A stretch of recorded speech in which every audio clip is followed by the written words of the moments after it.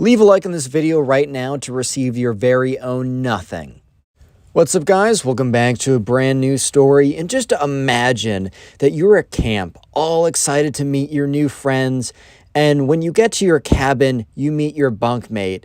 And then you take a big ol' whiff of air and you literally keel over from the smell of your bunkmate. And yeah, you're just sitting there and you're just questioning your life at this point. So yeah, this is a story I'll be telling today. So sit back, relax, subscribe if you're new, and let's just jump right into it. So anyways, we're going to call the subscriber who submitted this story Brandon. So anyways, Brandon is going away to sleepaway camp and he's pretty excited. He gets there, his parents drop him off, and right away he's just excited to meet a whole new group of people. Brandon's gone to sleepaway camp before, but this is a whole new sleepaway camp to him, and he's not coming in with anyone because in the past he's gone to sleepaway camp where he's known people. And this is going to be the first time where he's gone in and he doesn't know anybody. He's excited to meet a whole new group of people. He's excited to meet his bunkmate, his cabin mate, the people in his group, the people he'll meet at camp. He's just really excited in general. So this is like an overnight wilderness type camp. It's pretty popular in the United States if you guys aren't from here, or that isn't a thing where you guys are. In fact, most of the camp stories I've told have had to do with like overnight wilderness camps, so that's just a testament for how popular they are. But anyways, let's just jump right into it. As you know, Brandon makes his way to his cabin as he is greeted by the camp counselor and the other people that will be in his group. There's a few people walking over to the cabin with Brandon, as well as the camp counselor. The camp counselor tells him that people have been coming in since 2 this afternoon. Brandon came there at 4:30 in the afternoon, and the camp counselor basically says, hey, like, people have been filtering in, or not filtering in, they've been trickling in. People will be still coming until 6, so, you know, you'll meet the last new person out around 6 or whatever. Then at 8, we're going to have a big bonfire as, like, to get everyone to, like, just to initiate everyone, to get them to know everybody, stuff like that. And, you know, at this point, you know, Brandon kind of says, hey, is my bunkmate there yet? Are the people in my cabin there? And, you know, the camp counselor's like, let me take a look at the list. And as they're walking over, he pulls out his clipboard. He's like, yes. And then he says the name, but we're going to call him Minecraft Kid because he brought one shirt and one hoodie, and they both happen to be Minecraft related. So we're going to call him Minecraft Kid. So he looks it up and he says, oh yeah, your bunkmate, his name's Minecraft Kid. Obviously says his real name, but for the story, we're going to say Minecraft Kid. Oh yeah, your bunkmate Minecraft Kid is actually there right now. So you'll be able to greet him when you go in there. So at this point, Brandon was pretty excited because, you know, his friend was, his new friend potentially, turns out not to be the case, but whatever, right? He goes up there and, you know, he opens the cabin door, he walks in and he enters the room. Boom! It's like he's hit with like a glass wall, dude. He breaks through the glass. It's like he walked into a thing of bricks. A thing of bricks. The smell is so pungent, so intense, so putrid that it's unlike anything he's ever smelled before. It's like he went inside of a cow's anus, dude. Okay, that's a little graphic. But anyways, yeah, Brandon is just so taken off guard. He basically collapses and disintegrates. But yeah, he looks, and the kid above him has already taken top bunk, and he's sitting there, and he's in a little creeper hoodie, right? He's like, what's up, man? My name is Minecraft Kid. Obviously says his real name, but says, I'm just going to insert Minecraft Kid instead.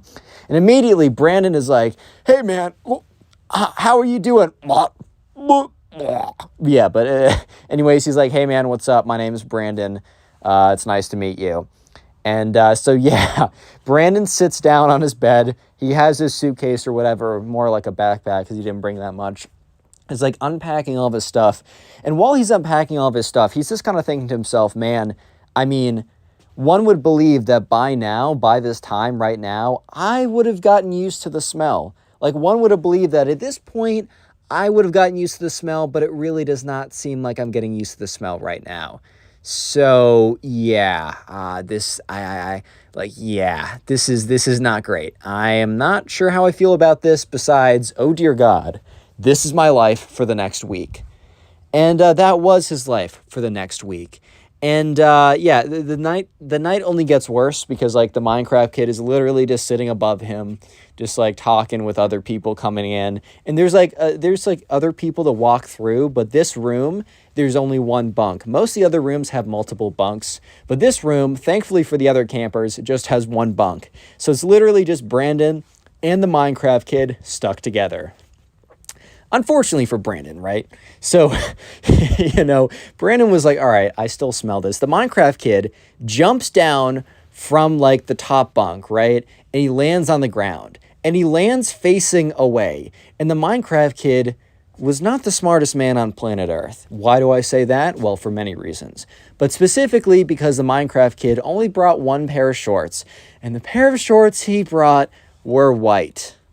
Dude, even myself, well, I find myself a pretty clean individual. I actually wash my sheets in college, which is, I think, better than 50% of the guys here, or just guys in general, right? That's pretty good. Even myself, white shorts are just dangerous, bro. It is just dangerous to have white shorts or white underwear. Even if you're a clean individual, I mean, you just get them dirty, right? It's just not worth it. But the Minecraft kid had a pair of what one would assume were white shorts at one point.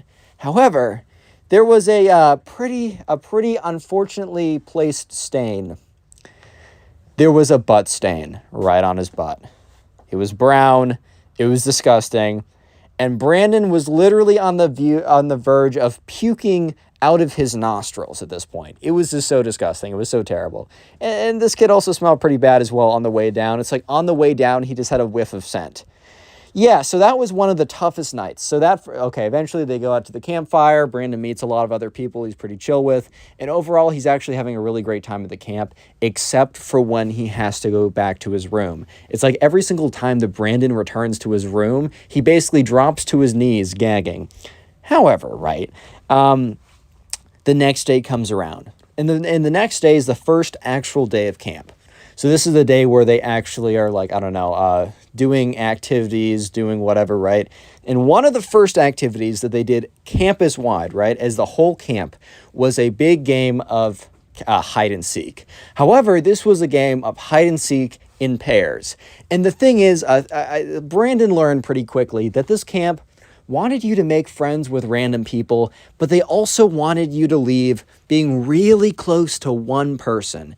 They thought their kind of philosophy was, why be good friends with a lot of people when you can be great friends with one person?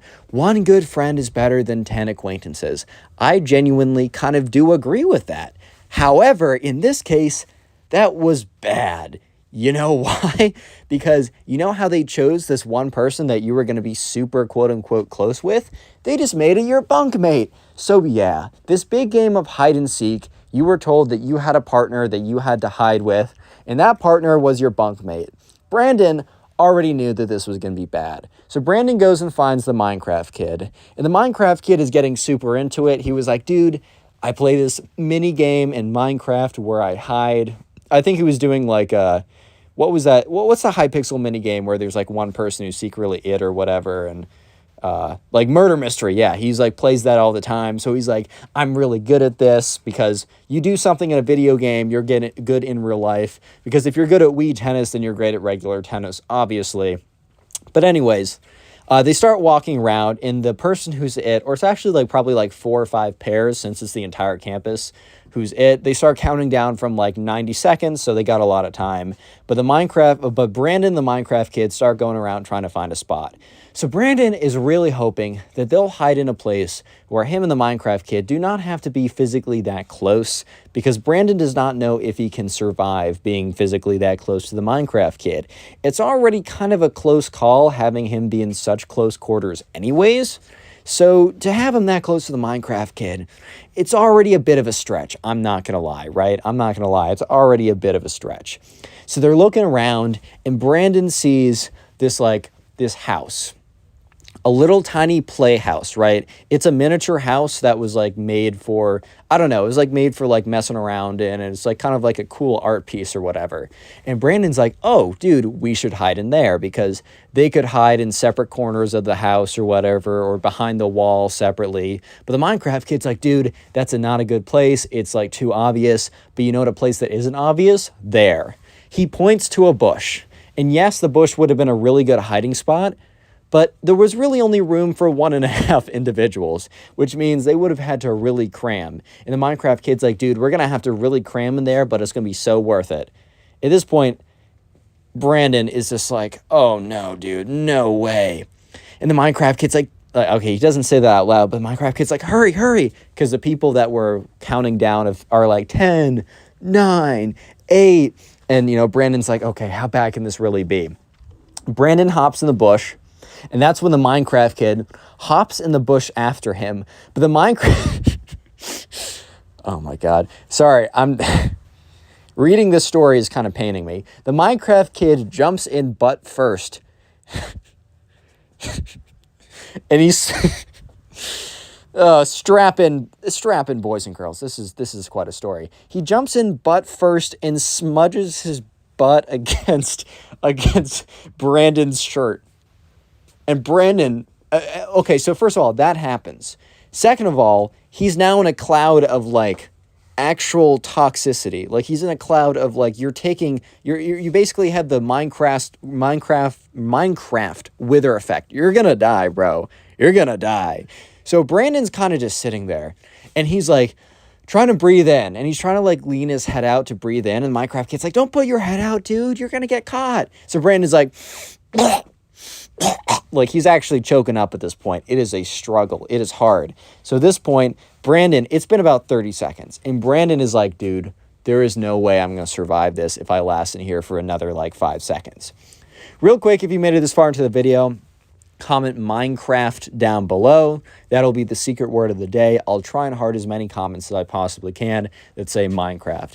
And if you want to support the channel, literally the best possible thing that you can do for me or the channel in general, the community we have, the first best thing is finish this video. Watch it all the way through. That helps out more than you can imagine. And then the next thing that helps out a ton is when you have time, maybe right after this video, maybe later, binge watch my older videos. Just go ahead and watch a bunch of my videos in the background while you're doing something. And let me know in the comment section right now, what do you do while watching my videos? I'm genuinely super curious and I love reading it. And just to say thank you, I will try and heart and reply to as many comments that tell me what you guys do while binge watching my videos in the background. Anyways, let's get right back to it. So yeah, Brandon is now, first of all, he just got butt stained. He got butt stained by this kid, whatever that even is supposed to mean. And he's sitting in a cloud of stench. And he can't take it anymore. So he falls out of the bush. He pretends to lose his balance because they're kind of sitting in a very awkward position because they have to really cram in there. So Brandon pretends to fall out of the bush. And like he falls out and the guy is like, oh, found you guys or whatever. Minecraft kid is like, dude, why did you do that? And Brandon's like, haha, man, sorry. I lost my balance. It was a really good hiding spot though. Too bad I just lost my balance, man. Ha ha ha. Yeah. Anyways, so they skip ahead a little bit. The rest of the day is actually pretty good. Remember, like this sounds like a horror story. Brandon actually had a overall really great experience at this camp, which means that the rest of the camp was so awesome that it counteracted how bad this part was. But anyways, it's the end of the day again, and they get back to their cabin, and Brandon is just like dreading going back to his cabin because he knows that he's going to have to survive the night. This is like Five Nights at Freddy's, but every single night is like 20 mode, dude. Like, this is a struggle, bro. This is night 5. This is night 6, a secret new night invented just to make it more difficult. Yeah, but anyways, he gets there. And he sees the worst possible thing ever. He sees something so terrifying, so horrifying, that the ring is just like a little goofy kids movie in comparison. There is nothing scarier. The dark web has nothing that would scare him compared to this. Like a hacker could literally say, I'm in your house and appear out of the closet with a massive machete and a Gatling gun, dude. It doesn't matter. It's not as scary as what this kid, Brandon, saw. What did Brandon see? You might be asking. Well, Brandon saw the Minecraft kid. Little Stinkers, right? That's not his new name, but yeah, the Minecraft kid sitting on his bed. Brandon had white sheets. So Brandon knew immediately that whatever damage was going to be done, which was going to be extensive, colossal damage. Like, the whole thing was, he's probably gonna have to burn his sheets when he gets home. But he knew that the damage that he's gonna see, that like the damage that will be done, he will see. He will see the damage, and then he'll have to sleep in it. So the Minecraft kid is sitting there. He's like, "What's good, dude? Like, I was thinking we could have a little debrief about the hide and seek thing, so that later in the week when we do it again, we can do it even better." So yeah, there was like 2 hide and seek events or whatever. The first one they did on the first day, which happened that day. And there was also a final hide and seek event that happened on the last day. And like the winners got a special prize or something. So bunk mates would like talk to each other. It was really fun in general. Maybe not if you got the Minecraft kid as your mate or as your partner or whatever, right? But in general, it was pretty fun. So the Minecraft kid was talking to him about strategies and how to balance better. And he was like, I was learning when I was playing Minecraft or whatever. But the thing is, Brandon was not paying attention. Because Brandon was simply just thinking about, oh my God, oh my God, oh my God. No. This cannot be happening. The Minecraft kid is stinking up my bed. Am I going to sleep on the floor? Am I going to sleep on the roof? Am I going to sleep in the river and hope I just drown at this point? Like, what am I actually going to do? Am I going to sleep standing up? Am I going to just walk 12 hours back home and sleep in my own bed? Like, at this point, what am I going to do?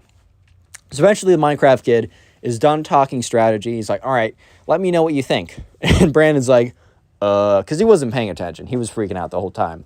He was like, that sounds good, dude. Like, yeah, no, that sounds good. And the Minecraft kid's like, okay, cool. And he gets up and he walks up to his bunk. The second the Minecraft kid walks up, Brandon's eyes immediately look right where the Minecraft kid was sitting. And sure enough, there was a big old butt stain.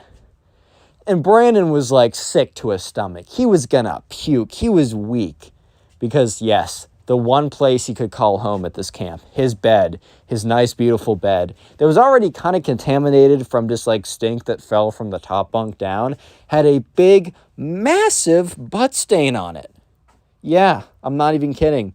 So Brandon got close and he just took off his sheet. He literally just removed the sheets. He was going to sleep on a bare mattress. Brandon actually checked to see if the butt stain leaked through. Nope, thankfully. He was not going to have to sleep on the bed springs. Dude, imagine like it just seeped through and he has to sleep on the bed springs for the next 4 days or whatever, or 4 nights. So he takes off his sheets, just puts them in his bag. He's like, these are done. Like, these are done, right? Yeah, that night was, it was tough because Brandon's like, if this kid sits on my bed again, I bet I could flip over the mattress. But if he sits on my bed a third time, I'm actually going to have to sleep in the bed springs. Yeah, I'm just not trying to do that. So anyways, the next day comes around, and we're just going to skip the day because it was normal, it was good. Brandon had a lot of fun, didn't sleep that well because he's like inhaling toxic fumes or whatever the entire night. But eventually they do what they call a little check-in. So the camp counselor walks in, and he's basically saying like, hey, just want to make sure. Because look, a lot of these, these are kids, right? Brandon was 15, Minecraft kid was 14. These are kids that are away from their parents, not having their parents check in on them every 5 seconds to make sure that they're functioning. So they're just like, all right, you guys are like changing your clothes every day. You're taking a shower. Like, and one of the camp counselors was like, I'm going to not watch you take a shower. That would be very sus. The camp counselor vented if he did that. I'm a grown man and I just said that. Anyways, the camp counselor's not, I'm going to watch you shower. But he was like, I'm going to like wait until you go into the shower, take a shower, change back into your clothes and walk out here. Because the camp counselor one day was like, this cabin smells. I was going to say reeks, but that has different connotations, right? He was like, this cabin smells. And like, I'm not going to like, I know that you guys have not been showering. And like the other kids were being kind of stinky too, but they were on a whole different level, right? They might have smelled a little unpleasant, but they didn't smell like the insides. You know that, the Star Wars, the 5th movie, Revenge of the, no. Empire Strikes Back, when like Han Solo has to save Luke by cutting open that animal. Yeah, the Minecraft kid probably smelled like the inside rotting guts of that animal, right? Anyways, though, so the camp counselor comes around, and he's just kind of checking in. He's like, all right, Brandon, go take a shower. I'm going to wait till you're done. So Brandon goes in, he takes a shower, whatever, right? Comes out smelling nice and clean. And he looks at the Minecraft kid, and the Minecraft kid looks at him back. And the camp counselor's like, this room's pretty bad smelling, and I want to make sure you guys are taking your showers. So Minecraft kid's like, okay, I'll take a shower. He goes in, turns on the water, and okay, Brandon doesn't know this, but he knows for a fact that this kid did not shower.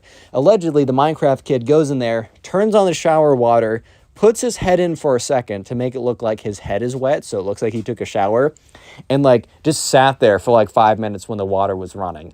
Turns off the water, comes out in the same clothes, and the camp counselor is like, you didn't change your clothes. And the Minecraft kid's like, no, I just have the same pair. I just really like this creeper shirt, so I have two of the same ones. The truth is, the Minecraft kid was bluffing. If the camp counselor said, hey, can I see the other creeper shirt? The lie would have been up. The gig would have been up, essentially, right? But yeah, the Minecraft kid was almost cleaned, but nope, he's a Minecraft kid. What did you guys expect? So the next day was where things got a little bit interesting. The Minecraft kid comes up to Brandon at lunch, and Brandon and the Minecraft kid sat at different tables because the Minecraft kid met people that he was more friends with, like other people who played stuff that he liked, like Minecraft or Roblox or something. And Brandon was more of a sports guy, so his friends were more like sports related or whatever. But one day the Minecraft kid comes up to Brandon when he's sitting at his table, and he's like, hey man, I need your expertise. And, Brandon's like, yeah, what's good? And he's like, dude, I want to ask out Judy. And Judy was this girl who was 17 and was beautiful. She was like, everyone thought that this girl was super hot. And she was also much older than them too. So immediately that already gives plus 10 to whatever. If she was a 1, she would have been an 11, right? Because she was older and these kids were like, oh my God, or whatever. But yeah, she was kind of just known as the girl or whatever. But first of all, a million reasons. 1, Minecraft kid needs to take a shower if he wants a girlfriend. 2, he's 3 years younger than her. 3, they've never spoken before. And 4, it's just simply not going to happen. However, Brandon didn't want to be a massive jerk, right? And he was like, all right, man, why do you want to ask her out? And Minecraft kid's like, because she's beautiful. And he's like, yeah, okay, I agree with that. Have you ever spoken to her before? Minecraft kid's like, well, no, but we're going to go on a date, so I'll speak to her on the date. And Brandon's like, you guys are going on a date? For a second, he was legitimately like, oh my God, I never thought I would see crazier, but oh my God. And he's like, well, no, I have to ask her out on a date first, but I was wondering if you could go talk to Judy and see how she'd feel, And at this point, Brandon was like, okay, it's interesting. I'll definitely be entertained by whatever happens, but okay. And remember, the Minecraft kid was not a bad kid. Even though he smelled bad, that does not make him that does not mean that he was a bad individual. Okay, guys? Be nice. Be much nicer than I am while I'm telling the story. So Brandon already kind of knows the answer, but he wants to go up, and he's like, you know what? Maybe. I'll be the one to see, because maybe Judy likes guys 3 years younger than her that smell bad. Maybe she's kind of a cougar. Who knows, dude? So he goes up to Judy. He's like, hey, Judy, because they'd spoken once or twice. I think they had a camp activity together or something like that. So they were friendly. They weren't friends by any means, but they were friendly. You know what I mean? They were cool. And, he goes up, he's like, hey, so I think I might already know the answer to this question, but, my cabin mate, he thinks you're very nice looking, and he was wondering if you wanted to go on a date with him.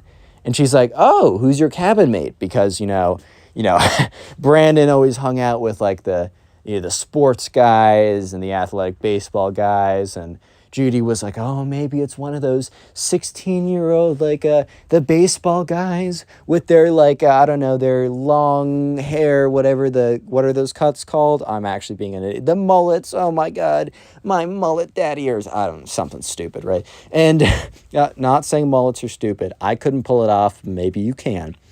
And Brandon's like, well, about that. So, do you know, and then says the name of the Minecraft kid. And she's like, huh? What? Because she probably already had like a few of like Brandon's friends in her mind, and she's already like imagining situations with them or whatever, right? And he's like, the guy over there. And Brandon points to the Minecraft kid, and she's like, oh no. Oh, dude, it's so painful. She's like, no, man, I was in a group with him. Dude is so stinky. I can probably smell him from here. God, he reeks. He's awful. Judy's not the nicest girl, right? And Brandon's like, oh, I'm going to take that as a no. And Judy's like, yes, take that as a mega no. So Brandon walks back over, and Brandon's thinking to himself, Minecraft kid's a good kid. I'm not going to be that guy, but I do need to make sure it's clear to him. And Brandon goes up and says, hey, Judy's very flattered by like the offer, right? But she actually already has a boyfriend. And she said, though, he kind of made this up, but like, whatever, lol. He's like, she did say, maybe in the future, you never know. But right now she's a boyfriend and she can't really be doing that. The Minecraft kid's like, okay. I might still ask her out either way. And Brandon's like, no, you should not do that. Please do not do that for your own sake. So yeah, Brandon was, a good guy in that situation and didn't let the Minecraft kid get into any nonsense. But everything would change that night. That night was quite a night. So he gets back, and Brandon goes back to his bunk, expecting to see the Minecraft kid there. The Minecraft kid is not there. No one is never not in their cabin by nighttime. And it turns out that, Brandon goes to sleep, and the Minecraft kid is nowhere to be found. The Minecraft kid is quite, in fact, missing in action. So the next day, he goes up to his camp counselor early in the morning when he wakes up, as they kind of have breakfast as a group, and then they go off and disperse. And they can have lunch with whoever, but breakfast they have together. And he says, hey, I didn't see Minecraft kid last night. And the camp counselor kind of has a look on his face. He's like, yeah, the Minecraft kid is not in the camp anymore. And he's like, what? He's like, why? And the camp counselor's like, I can't really disclose that. But he said that he really loved having you as a roommate. And, Brandon both felt concerned, but also felt a little bad because he was like, oh my God, this kid's the worst. But that at breakfast, Brandon was really curious. What happened to the Minecraft kid? Mr. Stink himself. And one of the kids, leaned over to Brandon and said, hey, meet me after breakfast. I have answers. And, Brandon immediately knew. They both just knew what they were talking about. So after breakfast, Brandon goes up to him. Is like, dude, what happened to my roommate? He's like, so, this is, what I heard. I overheard some stuff. And, I also heard some stuff from other people.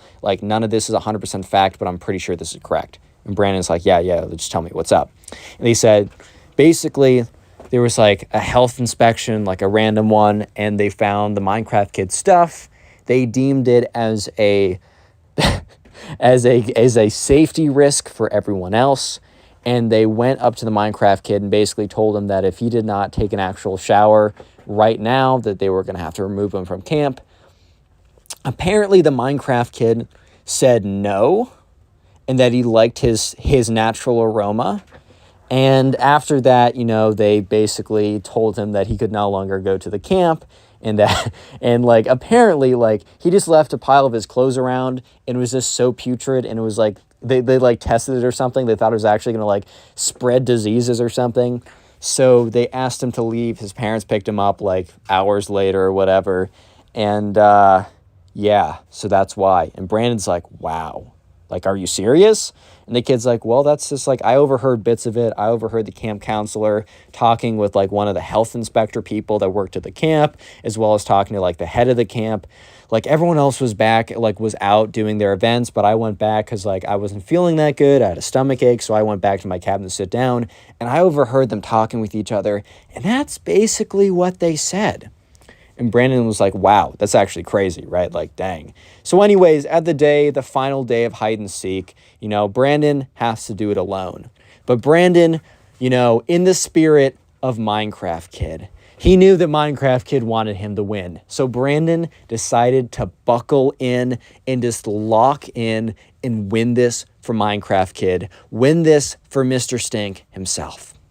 So Brandon, he found the spot, the perfect spot that he knew that Minecraft Kid would have wanted him to win, right? The spot that Minecraft Kid would have wanted him to go to. He goes in it. He's perfect. He's silent. He's still.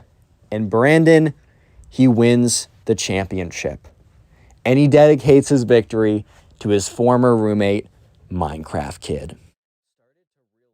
Click on the video on screen right now. I know you'll enjoy it. What's up, guys? Welcome back to a brand new story. And today we have a story of a Minecraft kid who ends up biting the subscriber who is his babysitter just because the subscriber couldn't answer the Minecraft kid's Minecraft trivia. And the Minecraft kid was like, "You're disrespecting Minecraft." And takes a chunk out of his arm, bro. It's a crazy story. I know you'll enjoy it, so sit back, relax, subscribe if you're new, and let's jump right into the story. So we're going to call the subscriber who submitted this story Nico, because I'm just going down through my middle school friend name list. And so anyways, Nico had to babysit this kid. He was the kid of a mom that Nico's friends was really good friends with. So Nico's like, dang, I got to do this, bro. And his mom's like, yeah, dude, you got to babysit this kid. Was Nico trying to do it? No. He also wasn't even being paid that much. Like his mom's like, you're going to be paid $10, which, look, $10 is $10, but $10 for like 5 hours? Bro, that's not very good. Like that's like $2 an hour, man. That's some like not even close to minimum wage type, but whatever, right? You know, Nico's like, I gotta do this for my mom, basically. It's her friend's son. So Nico's driven over by his mom and is dropped off, and Nico gets to the front door of the kid that he has to babysit. We're just gonna call him the Minecraft Kid. It's not super clear right now, but you'll see pretty soon why I call him the Minecraft Kid. So anyways, the Minecraft Kid's mom gets to the door. And she's like, oh, welcome in. I'm so happy you could do this. I'm sorry I was so last minute. Like, thank you so much. Like, you and your mom are a lifesaver here. And Nico's like, yeah, don't worry about it. I got you. Like, where's your son? And she's like, oh, he's upstairs. And all of a sudden you hear, ooh. Like, okay, I'm not doing a really good job, but just like kind of think of like the Minecraft zombie sound, like that. Ooh, I don't know. Like last time I said the zombie moaning, but then that got really weird because you guys were weirdos in the comments. The zombie groaning, okay? Is that better? I don't even know that's better. Zombie noises. We're just going to say Minecraft zombie noises so you guys can't be weird in my comment section. God. Leave a like for all the brain cells I'll lose during the story. But yeah, he's like, he hears kind of this zombie moaning noise, this zombie noise. And, Nico's like, kind of looks at, the Minecraft Kid's mom in a look of confusion. And the Minecraft Kid's mom is like, oh, yeah, so I got to explain this to you. And Nico, for a split second, was thinking like, oh, is she going to explain that her son was bitten by a zombie from a secret CIA-like project and that he's an actual real-life zombie? And for that, she'll pay him $5 more to deal with him. But no, she basically goes on to explain that, her son, the Minecraft Kid, has started to watch and play way too much Minecraft, and he once died recently in Minecraft to a zombie, and ever since then, he thinks that he is actually a zombie. Yeah, the Minecraft Kid thinks since he was, like, killed by a zombie in-game, that he has become a Minecraft zombie in real life. But yeah, all he does, I mean, he basically is a zombie, bro. He's playing video games all day, 24/7, at 3 in the morning, at 3 in the afternoon, Minecraft every day. Look, Minecraft is a pretty good game, but don't be playing it 24 hours a day, bro. Yeah, but this kid basically is like, you hear, whoa, more like Minecraft zombie noises, and the mom's like, oh, I'm sorry. He might be a little difficult, but, he's a good kid at heart. And you hear, whoa, whoa, and she's like, I'm sorry, right? Like, not much I can do about that. And Nico's like, oh, that's fine. Like, back when I was a kid, like, I used to play Minecraft with my friends. Like, that was actually back in the day when it, like, just came out, too. It was, like, a really cool multiplayer game or whatever. Like, that's a good game. Like, I love it. I respect it. Like, I can understand why your son likes it so much. And that's when you hear the zombie noises getting a little bit louder. And that's when you see this kid, because he's, like, on the second floor. He starts crawling down the stairs in all fours, which I don't know why he was crawling. It's not like he thought he was a Minecraft spider. He thought he was a Minecraft zombie. But either way, kid is crawling down on all fours and is like trying to do that, like the zombie hiss noise, like. I'm obviously doing a terrible job, but just deal with me, right? And he kind of like crawls down the stairs, and the Minecraft kids, or I should say the Minecraft zombie kid, his mom's like, "Oh, Minecraft kid, here he is, Nico." Like Minecraft kid, obviously says his real name, but Minecraft kid, I would like you to meet Nico. He'll be your babysitter. And Nico looks at this kid who's on all fours, who's in like a creeper shirt, and is like, he's doing like Minecraft noises, like, or zombie noises, like, oh, kind of looks at him and says, "Hey man, what's up?" And this kid looks at like Nico and goes, "Whoa, whoa," and the Minecraft kid's mom's like, "Sorry about that. You know, he's still in his zombie era right now. He still thinks he's a zombie right now. So sorry about that, bro." And Nico's like, "All right, that's fine, whatever." And the Minecraft kid says something in English for once, and he's like, I heard you like Minecraft." And at this point, like, the Minecraft kid's mom's like, "Nico, I'm so sorry. I really gotta go right now, but it sounds like you guys are gonna start a nice conversation, so I'm just gonna say goodbye." And Nico's like, "What? Oh, okay." And she just like walks out the door. I think low-key, she wasn't even going anywhere. She just needed a break from her son. So she's probably like getting in the car, driving around the corner, and then taking a power nap for 4 hours. Or maybe she's actually doing something, who knows. But the Minecraft kid's like, "I heard that you liked Minecraft." And Nico's like, "Yeah, I used to play it a long time ago with my friends." And the Minecraft kid is like, "You better not be lying to me, are you?"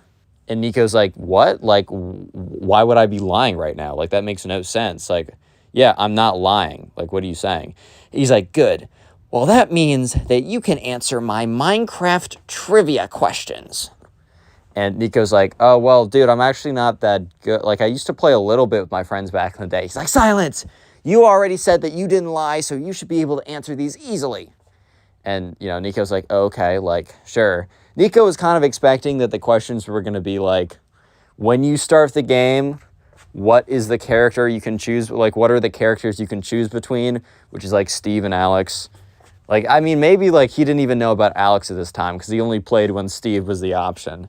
Low-key, like, I bet Nico only played, like, Minecraft Pocket Edition Lite or something. That was the game I used to play back when I was, like, 12 or whatever. Fire game. It was free, too. But anyways, yeah, so, you know, the Minecraft kid, instead of asking him really basic questions, his first question, he's like, "First, you must answer all 3 correctly to be granted access to the dungeon," which I guess the dungeon was, like, his room or whatever, so he could show off his, like, Lego Star Wars stuff. But he's like, "First question.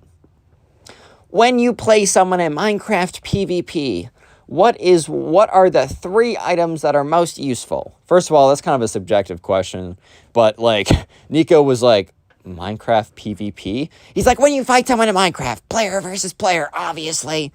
And Nico's like, well, I think a sword's pretty good." And Nico was right on that. Then he's like, like steak and blocks. The Minecraft kid's like, "Me, wrong. You want a fishing rod for proper knockback, and then you also want golden apples for fast recovery. You are wrong in your first question. Let's see if you can redeem yourself. Question number 2. And at this point, Nico was kind of just thinking to himself, like, "Bro, I don't know this game, bro. Like, what do you expect from me, dude? I don't know this game. And I've told you many times, I don't know this game. I don't know what I'm doing. I don't play this game." This is like someone who like has played Call of Duty once, and then 8 years later, they go to their final exam in math, and it's like the teacher's like, "All right, guys, whatever you learned this year, like the quadratic equations, all the differential calculus, you don't even need to worry about that. I just gotta ask you technical questions about Call of Duty Modern Warfare." It's like, wait, hold up a second. How do you expect me to get these answers, bro? But yeah, so he's like, "Meh, next question. You have a chance to redeem yourself. Ever since version 1.7.6, I don't know. I'm just saying stuff at this point." He's like, at what Y level do diamonds spawn at most? I think the answer is like 15 to 20. That might be totally wrong, but that used to be the case. It was like a little bit above bedrock. I remember this. And at this point, Nico didn't even like understand how many layers there were. I think when he played back in the day, like it didn't even spawn all that way down. So he's like, isn't it like right below the surface? Which is kind of just proof that like he has not played this game in a long time. And the Minecraft kid's like, "No, diamonds are not just below the surface. That's ridiculous. He's like honestly having a bit of a freaking breakdown, meltdown, freak out moment right now, which they're all kind of just like, bro, what's going on right now? And Nico's like, okay, bro, like, I obviously don't know the game that well. Like, maybe we can talk about something else. He's like, silence. I will give you one chance. The final question. What is the end? What is like the final boss in Minecraft? And bro, I'm not even going to lie. This question isn't that bad. It's pretty clearly the Ender Dragon.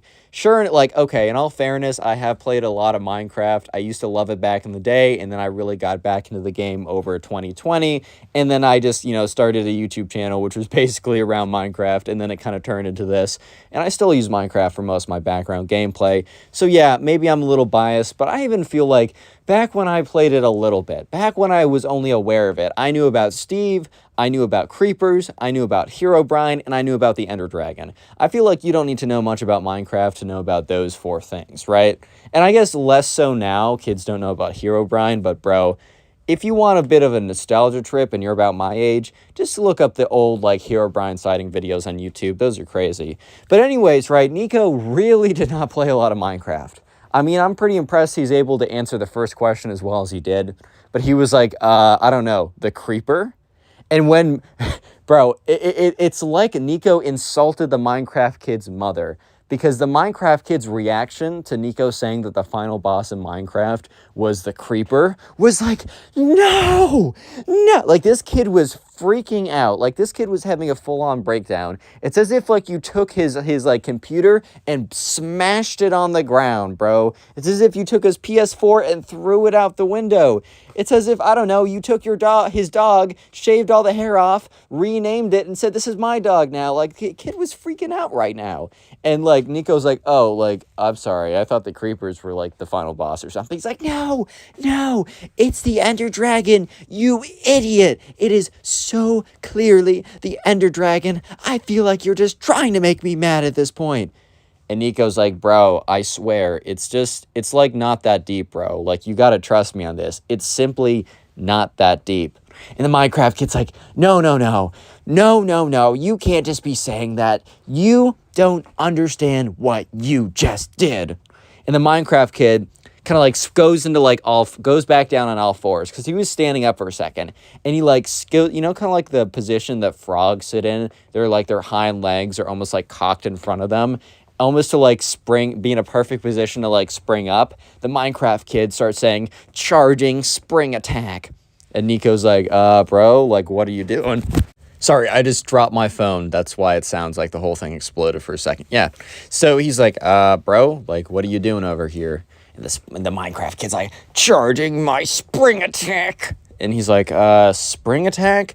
What do you mean? In like the middle of saying like, what do you mean by that? He sees the Minecraft kid jump at him with his like mouth open.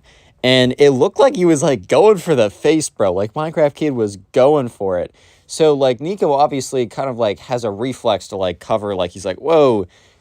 He like extends his forearm a little bit or whatever to kind of like block the attack or whatever.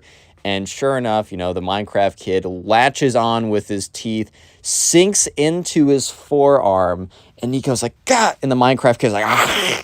Just chomps in, right? He just chomps in. And he's just like, and Nico's like, what are you doing? And the Minecraft kid's like mumbling. He's like, because this is fucking Minecraft. He's like, what are you saying? He's like, because this is fucking Minecraft. He's like, because remember, this kid's teeth are like fully like sunk into his like arm at this point. So yeah, you're not understanding anything. That's just not gonna happen, right? And so Nico's just like, why are you biting me? Real quick, if you made it this far into the video, comment Minecraft down below. That'll be the secret word of the day. And also, I'll try and heart a bunch of those comments. So if you want to farm some hearts on the channel, not a bad place to start. Also, if you want to support the channel, one of the best things you can do is watch old videos. Just binge watch the old stories. And a super easy way to do that is through my playlist of the Storytime playlist, which has all the stories. I will be linking it in the pinned comment down below. So if you want to help me out, just put on that playlist while you're doing something else. And let me know in the comment section what you're doing while watching the Storytime playlist. Like, are you, I don't know, man. Are you like playing a video game? Are you, I don't know, it's trying to go to sleep. There's a lot of things you could be doing, and I'd love to hear what you're doing down below, so make sure to comment that. Anyways, let's get back into the story. So eventually, like, you know, Nico, basically what he does is he lifts his forearm up, like, high enough so that the Minecraft kid lifts off the ground for a second. And the Minecraft kid's jaw, he doesn't have, like, Cobra-like jaw strength. So the Minecraft kid eventually falls off of him. And once he falls off of him, he asks him, why did you bite me? And he's like, because you disrespected Minecraft. And, you know, Nico's like, what? Like, how did I disrespect Minecraft? He's like, well, you pretended to be a super fan, and then I asked you questions, and you failed the questions, so you deserve the bite. And Nico's like, whoa. I never said that I was a super fan. You're making that up right there. All I ever said was that, like, you know, I used to play it back with my friends. And then, you know, you said, is that true? And I said, yes, because it was true. And then you asked, like, oh, well, are you, like, a huge fan? And I said, no, but then you said that I was lying, and I already said that I was a huge fan. I tried to answer those questions, and look, like, I obviously don't know, but that even if I was pretending to be a Minecraft super fan and it turns out I was lying, that is no excuse for you to go out and bite me. Like, that's absolutely ridiculous. Like, are you serious right now? And, yeah, so, you know, Nico's, or the Minecraft kid's like, well, I did what I thought was right, and that is respectable. And Nico's like, no, that was not respectable. Like, you can't just, like, do something stupid and crazy and say, I did what I thought was right, and be like, oh, well, applause, right? It's like, oh, I cheated on my final exams. And he's like, and the teacher's like, bro, what? And you're like, no, I thought it was the right thing to do. So you must be nice to me and give me a pass and, I don't know, a sticker. It's like, it doesn't work that way, bro. Life just doesn't work that way. But yeah. So the Minecraft kid is like, you know, remember, Nico still has like 2 to 3 hours left with the Minecraft kid. Supposedly in an hour from now, the Minecraft kid's supposed to go to bed. So Nico's like, okay, I just have to survive another hour with this kid. And while the Minecraft kid for the next hour didn't bite him or anything, he was still being super annoying. He was walking around like a zombie. And when, you know, Nico's like, hey, like, what do you want to eat? Like, all we got here is like, I don't know. Like, we got some, like, pizza in the fridge. He's like, oh, Minecraft, so, like, as a zombie, I can only eat flesh, a.k.a. chicken, a.k.a. Chick-fil-A. Get me Chick-fil-A. And Nico's like, bro, I don't have a car, and also, I'm not trying to DoorDash some Chick-fil-A. That's mad expensive. He's like, but the zombie won't eat pizza as it's not flesh.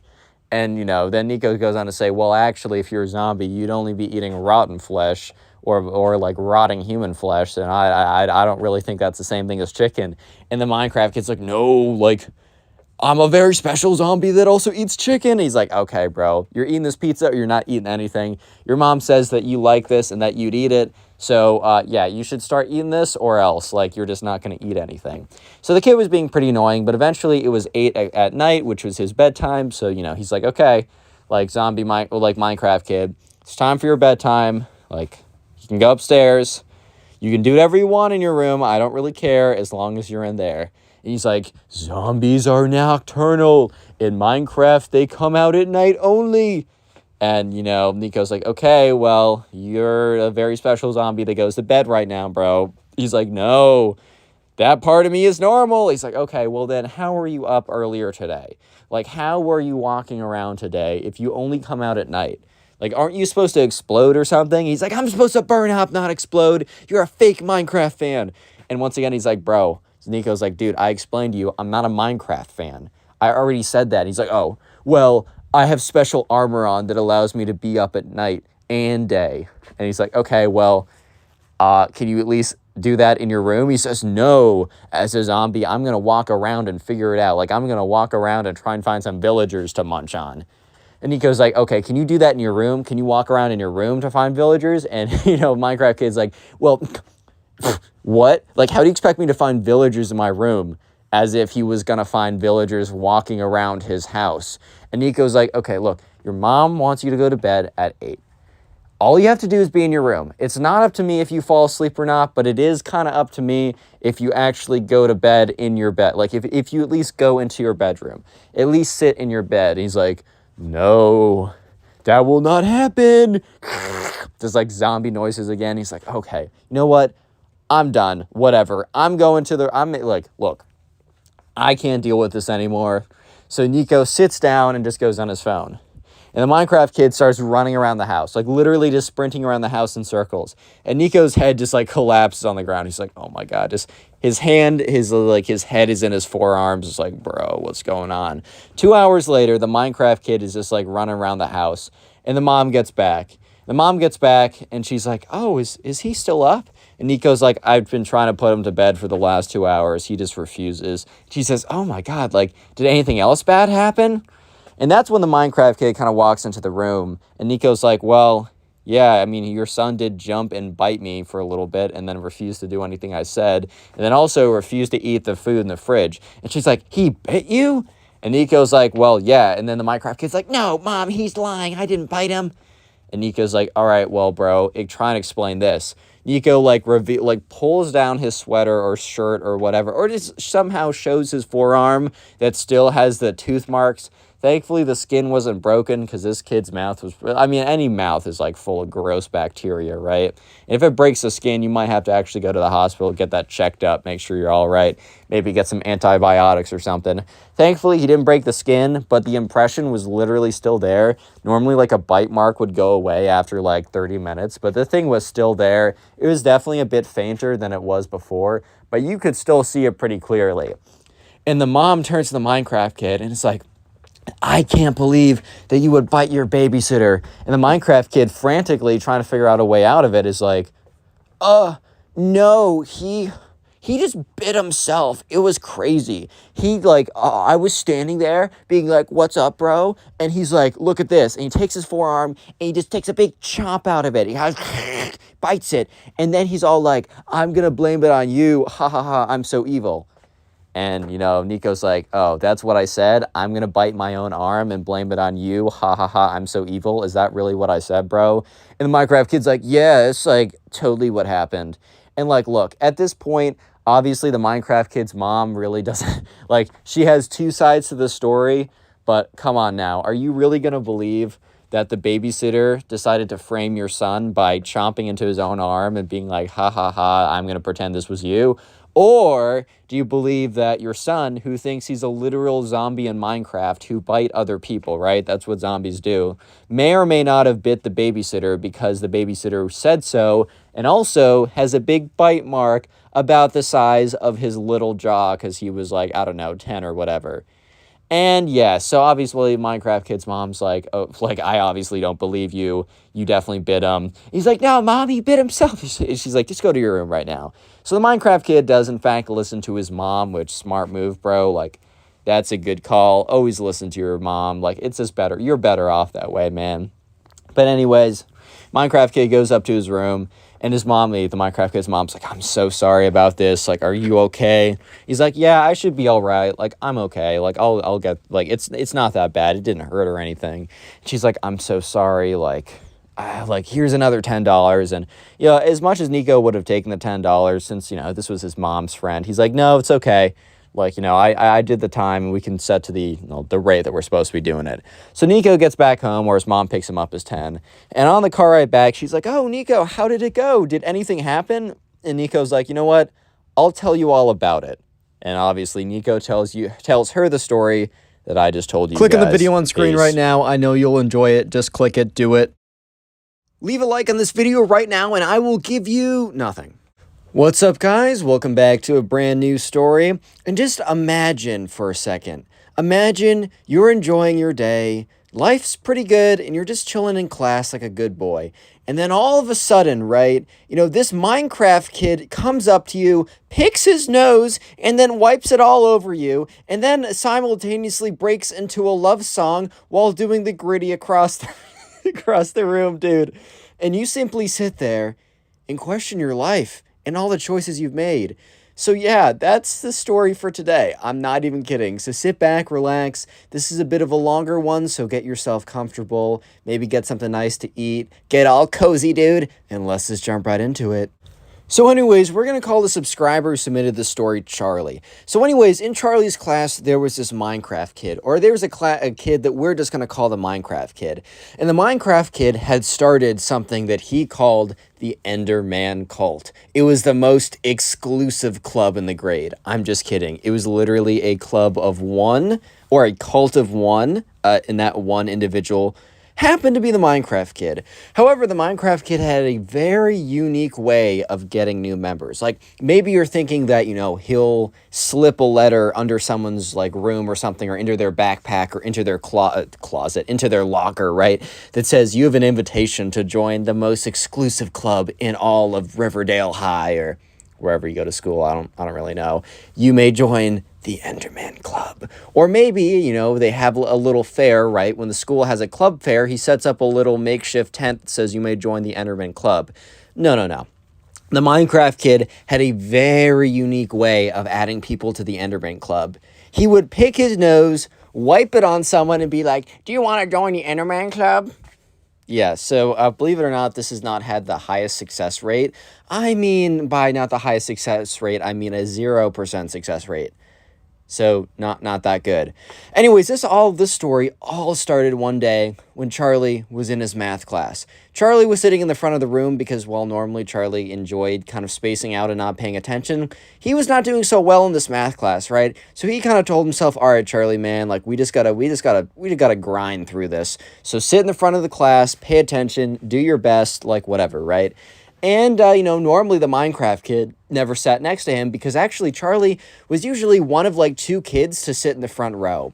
But one day, right, when Charlie sits down, the Minecraft kid sits down right next to him, which was a little weird because like Charlie and the Minecraft kid, they weren't friends. I mean, they weren't like mortal enemies yet, but like, I don't know, Charlie just didn't know the kid. And, you know, Charlie for a second was like, oh, well, maybe this kid wants to pay attention too, or he's just sitting in a new spot.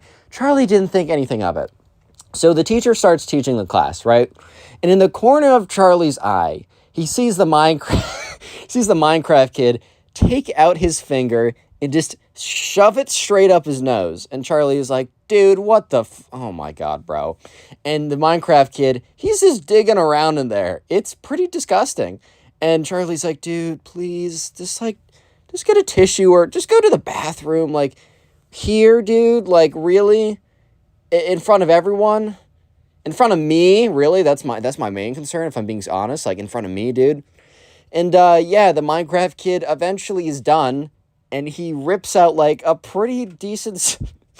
Dude, I can't believe I'm even just, like, entertaining this story. But anyways, he whips out a pretty big, booger,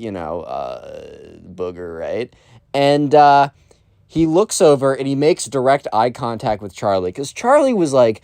it was looking at him in the corner of his eye like, what is this kid doing, right?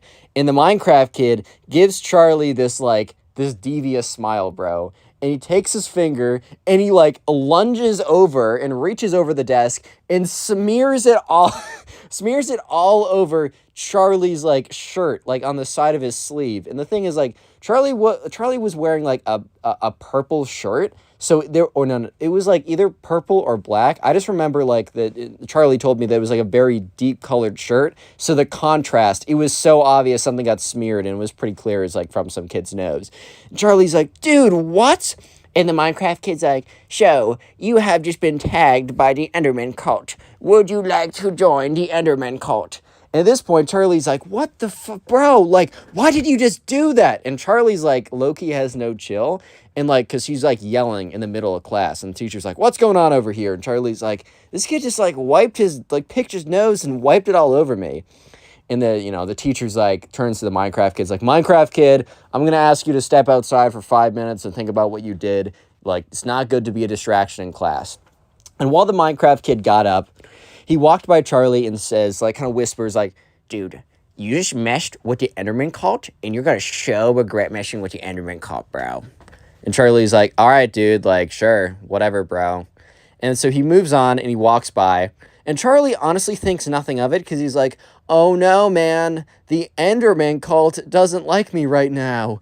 No, man, not the Enderman Cult. No. Yeah, but he didn't really care. TLDR. But yeah, that was actually not the end of the Minecraft kid. Believe it or not, the story does not end like 10% into the video. But yeah, anyways, so Charlie doesn't really think much of it after that, except when he goes back to his locker, in like crayon is like scribbled on his locker. It's like scribbled in black crayon because they're like white lockers. So you can like see it pretty clearly. It says like it's like a terrible drawing of an Enderman. And it says under it hashtag Enderman cult. Bro used a hashtag like he was on Twitter in 2013. Like, what is he doing this on, like, a hashtag Enderman cult on someone's locker, bro? Like, what are you doing out here? Like, bro, I mean, kid's in a time capsule right now and thinks Twitter's real life. Anyways, though, he should have also, like, captioned it hashtag Enderman cult, hashtag like for like, hashtag thank God it's Friday. Like, bro was, I don't know, man. And Charlie looks at this. And he takes a photo of it, and he's like, all right, do I report this? Like, do I just get this kid in more trouble? And he looks at his phone, and it's like a photo. It's like the goofiest thing ever. The Enderman cult is after him.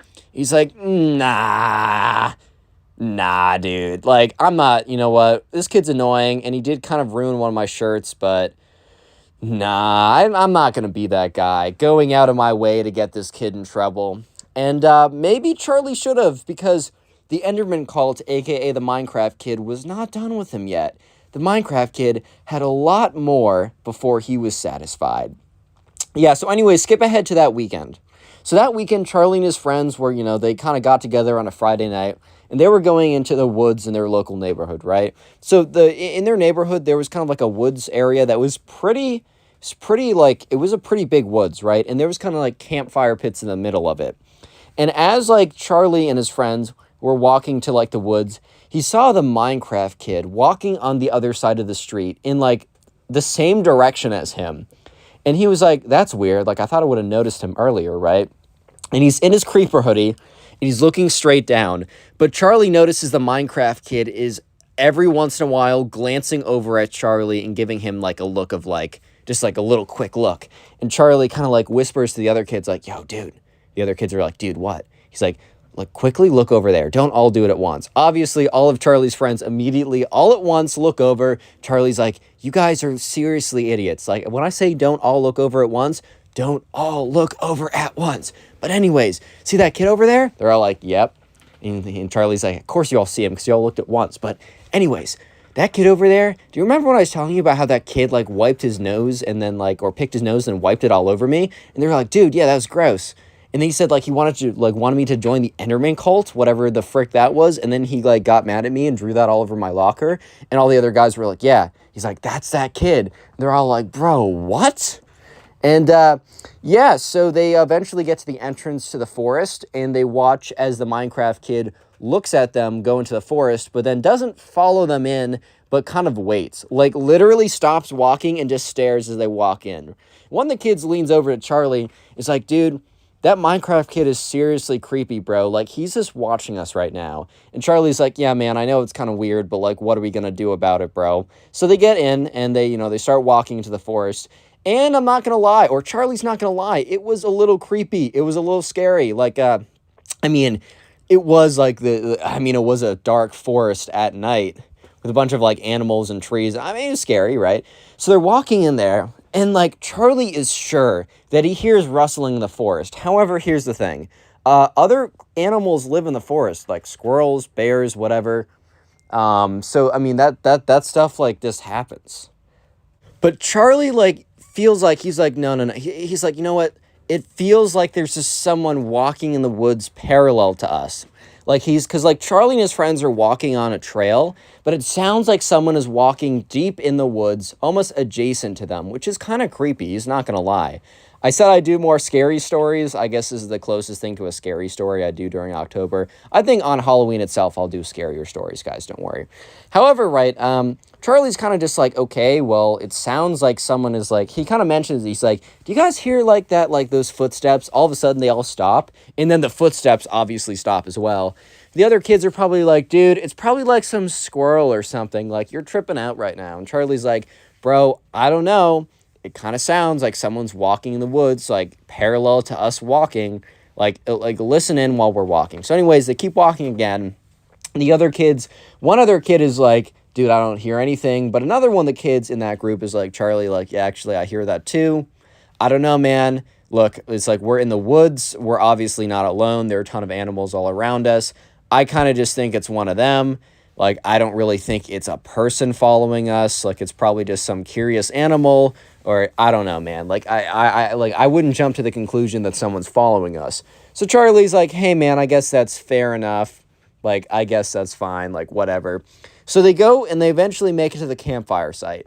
And they're all sitting around the campfire and they're trying to get it lighted and started. They brought like a lighter, some like newspapers. They're collecting sticks or whatever. And to collect sticks, they need to kind of like go away from the campfire site and into the woods a little bit. And they all kind of split up like in a classic horror movie, but they all kind of like split up to gather sticks.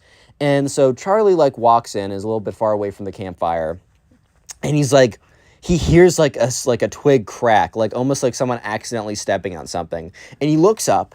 And it's too dark for him to see anything. And he's just no, that was definitely something. Like, that was definitely someone. Charlie's definitely a little bit paranoid, a little bit tripped out right now. He's like, I don't know, man. Like, that's just really weird. So he quickly grabs some sticks or whatever, and then is just kind of like, goes back to the campfire site. He kind of chalked it up to him. Like, he kind of like just brushed it off as like, it's probably just some animal, right? Like, that's kind of like most of these sounds are going to be anyways.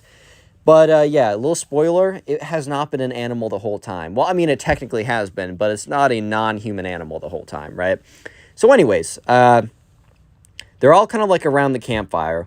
They're starting to light it, and that's when they hear... Guys, if you've ever played Minecraft before, do you know the sound a Minecraft zombie makes? It's like kind of a moaning sound. God, I'm so stupid. It's like a groaning... It's a groaning sound. Even that isn't great. It's like a ooh. It's not a moaning sound.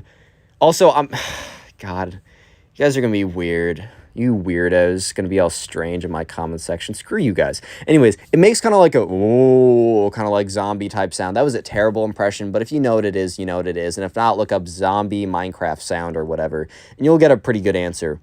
So yeah, they're sitting around the campfire. And all of a sudden, they hear a very loud Minecraft zombie sound. But when you're sitting in the woods and you're kind of a little bit on edge anyways, and you're a little bit freaked out and it's already kind of creepy, if you heard that zombie sound and you didn't play Minecraft 24 hours a day, these kids played it once or twice, right? They wouldn't make the connection. And they're all sitting around the campfire and they go dead quiet. They're like, and then like at this point, Charlie's like, dude, what was that? Real quick, if you made it this far into the video, comment Minecraft down below. I'll try and heart as many comments as I can. And if you want to support the channel, the best thing you can do is to watch this video all the way through. And after that, if you could watch, like literally watching my old videos supports the channel even more than you can ever imagine. So if you've been binge watching my videos, let me know how many you've watched today or this week in the comments, and I will heart it and say thank you. Anyways, back to the story. So, they're all sitting around the campfire. They hear a zombie moaning. What the fuck? They hear a zombie sound, right? A zombie Minecraft sound. And they all start to, like, freak out. And Charlie's like, nobody move. Like, where did that come from? And they all kind of, like, turn around. And they hear it again. And at this point, like, Charlie's like, wait a minute. Like, and someone's like, because one guy's like, dude, is that like a bear? Or something like that? And Charlie's like, no, that sounds computerized. And they're all like, yeah, that sounded a little tinny. Like, that sounded a little weird. And eventually, like, Charlie, like, his night vision was getting better. So he peers into the forest, and he sees, like, a shoe. He sees, like, a New Balance or, like, Skechers Hot Wheels shoes or whatever. Like, some like, kid shoes, right? And he's like, wait a minute. And he walks up to where the sound is. And he like walks up and he sees these like 2 feet sticking out behind a tree, and they're like little kid shoes, so it's not like some serial killer murderer type massive old man or something. And he looks around the tree and he sees the Minecraft kid, the one who wiped a booger on him, aka the CEO of the Enderman cult, sitting there with a speaker and a phone. And the Minecraft kid jumps up. He's like, I got you guys. I got you. This is why you don't mess with the Enderman cult. Oh! And at this point, Charlie's like, all right, man. Yeah, you got us, I guess. And the Minecraft kid's like, oh, I got you guys. so good. And then one of the kids is like, oh, dude, are you the guy who picks his nose and wipes it on people? Like, you're kind of freaking weird, bro. And they're all like, huh? Or the Minecraft kid's like, huh? Well, that's not weird. That's just how I initiate people into the Enderman cult. Like, you're weird, dude. And they're all like, no, bro, like, you really got to stop doing that. Like, obviously, there's a reason why no one's in the Enderman cult, because that's freaking weird. He's like, no, dude, you're the weird ones, and also, you just got owned by me. By me. I trolled you all so good. Like, you just got pranked by the Enderman cult. Enderman cult 1, stupid idiots 0. By the way, the stupid idiots are you. I know that you all wish you could have joined the Enderman cult, but tough, not happening. Oh, grabs his like speaker and just like starts to walk out. And yeah, so Charlie turns to his other friends. He's like, yeah, that was the kid. That was the kid. And skip forward to the next day, Monday. The Minecraft kid, okay, class is done. They walk out. And the Minecraft kid, like, drops a piece of paper by accident. Like, a piece of paper falls out of his bag or whatever. And Charlie sees it, and he's like, this kid's a nerd or whatever, but I don't know. If it's important, I'll just give it to him. Maybe if we're on good terms. Okay, I did that transition kind of quickly.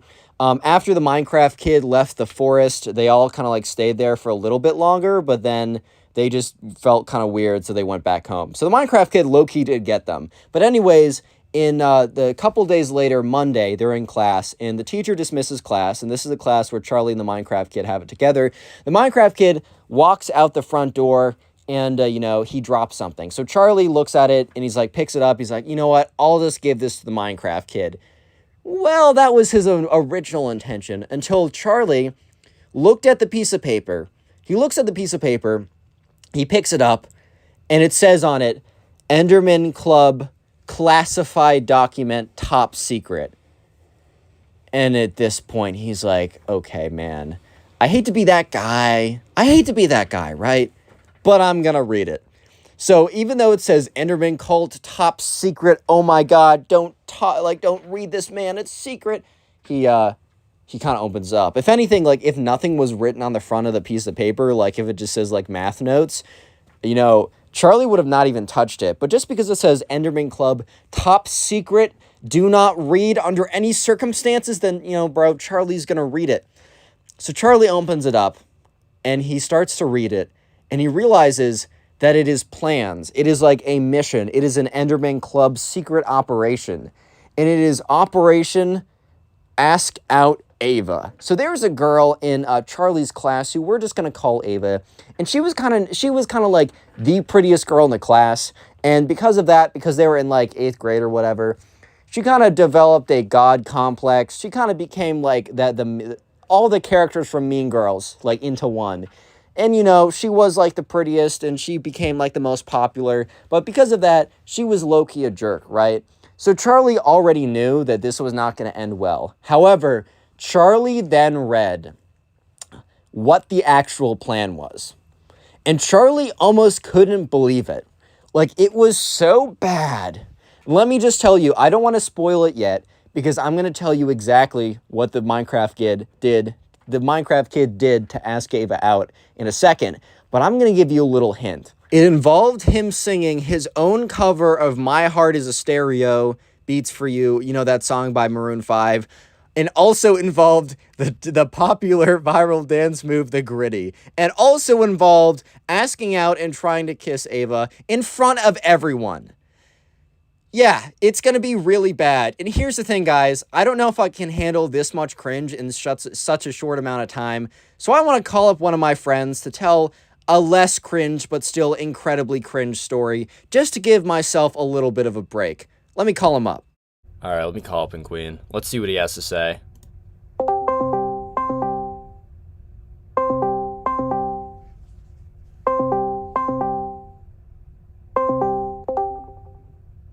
Yo. You got a story for me? Yes, I got a story for you. All right, let's hear it. Okay, so this story's about like some creepy dude that would always pull up to our grocery store. Damn. And, of course, I worked as a cashier for some time. And, this dude, he was a regular at the store that would, like, see him there on the daily. I'd just be ringing out groceries, and boom, there he is. He would walk in, and we call this dude Crate Guy. And that's because he had like a milk crate when like he walked into the store, and he would just put his groceries in there, and he would also bring in a laptop, which will be important for later. Bro, what is he doing with a laptop? That's a little suspect. I don't know. Anyways, let's go on. I'm not gonna spoil it though. All right, so he stays in there past closing all the time, or he often would. I'm not gonna say he was in there all the time past closing, but he often would stay in there past closing. And one day, it got so bad where the customer service manager had to kick him out. They had to tell him like, "Bro, you gotta leave. We're about to close." And I was there that day, and it was rough because like we had to stay longer because of him. Hate to see it. And then, yeah, it was like, he was there. He was just typing away on this laptop, and I'm like, what the fuck is he even typing? What is he even making on this laptop? I don't know. Wattpad fan fictions. That's my guess. 20 bucks on Wattpad Ingween X Tag Swag fan fictions. That's my bet. Yeah. $100. Anyways. All right. So I didn't really know I didn't really know him that well at this point in the story, but unfortunately, one of my friends did, and we'll call him Kyle. So now, Crate Guy, so Crate Guy went through Kyle's line, and he had prepared food or whatever, and then this dude just started small talking with them, and it was pretty adultish. It's pretty uncle-ish small talk. It's like, oh, where you go to school, blah blah blah, and all that type shit. And then he asked Kyle if he played any sports, like for school. Did he say, "Oh, you're looking nice and beefy and juicy. You must be a big football player, man." Sorry, keep going. sorry.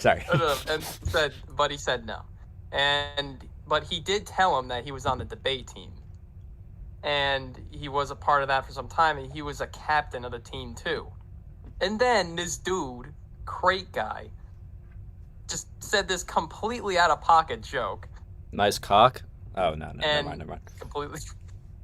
And that shit did not land at all. And Been it there, made it even been worse there. that we were like 17 at the time. Mm-hmm. And so this dude says, and I quote, "Are you a mass debater?" Mass debater? I see, because touching the peen is a little funny. That shit was straight, that was straight fit. Well, I guarantee you he was straight faced. Dude, he just did the LOL funny. Oh my god. Yep, haha, that was very funny. But and keep in mind, this dude was old. This man was old as hell. He looked like, I don't know, dude Carl from Up. That's what my brother told me. That's his comparison. So, and that day forward, we just all thought he was a creep. We're like, wow, this dude's a fucking creep. Why would you think that? I mean, isn't it normal for old men to come in and ask if you beat your dick every day? That's very normal. Damn, I thought it was normal, bro. Okay. Oh, I guess I can't be doing that in grocery stores, and I'm playing. Okay, and then what else happened? Oh yeah, I met the dude on this day. It was, when was this? 2021. I finally met the guy, and he was sitting at one of the tables in the store, and I had to wash my hands because my finger was bleeding, and my hands looked like a murder scene, so I had to go wash my hands. I don't remember why my hands were bleeding, or my finger was bleeding. And then he was like, he was doing all this small talk shit with me. Uh-oh. Yep. Uh-oh. And what else happened? Can you also ask if you're a masturbator? I just tried to dip out that conversation fast as I could after, what I heard about him and the whole masturbator thing. So, I just got pretty uncomfortable when I was around him all the time.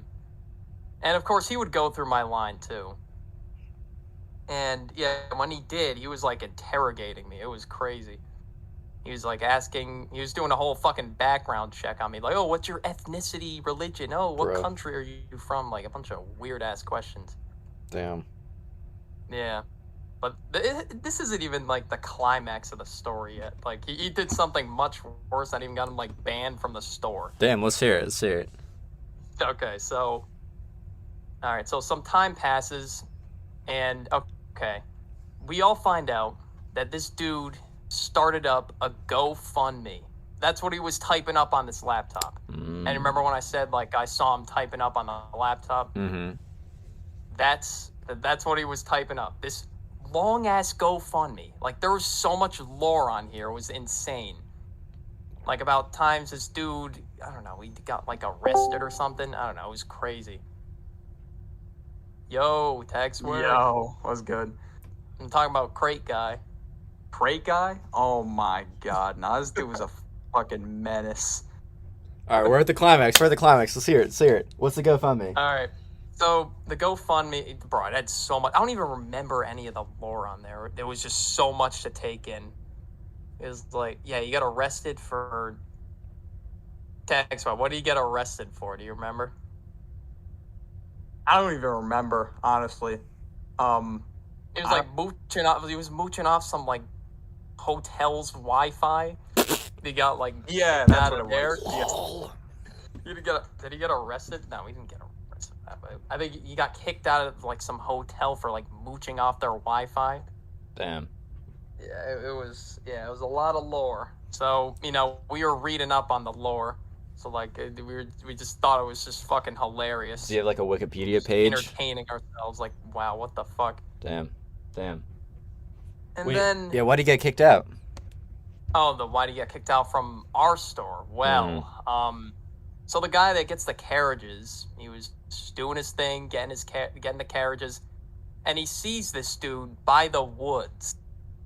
Or I don't know if he was by the woods. I have no idea. I wasn't there that day. Mm-hmm. But I would assume what he was doing, he would be by the woods. Because this dude was just pissing in the middle of the fucking parking lot. Damn.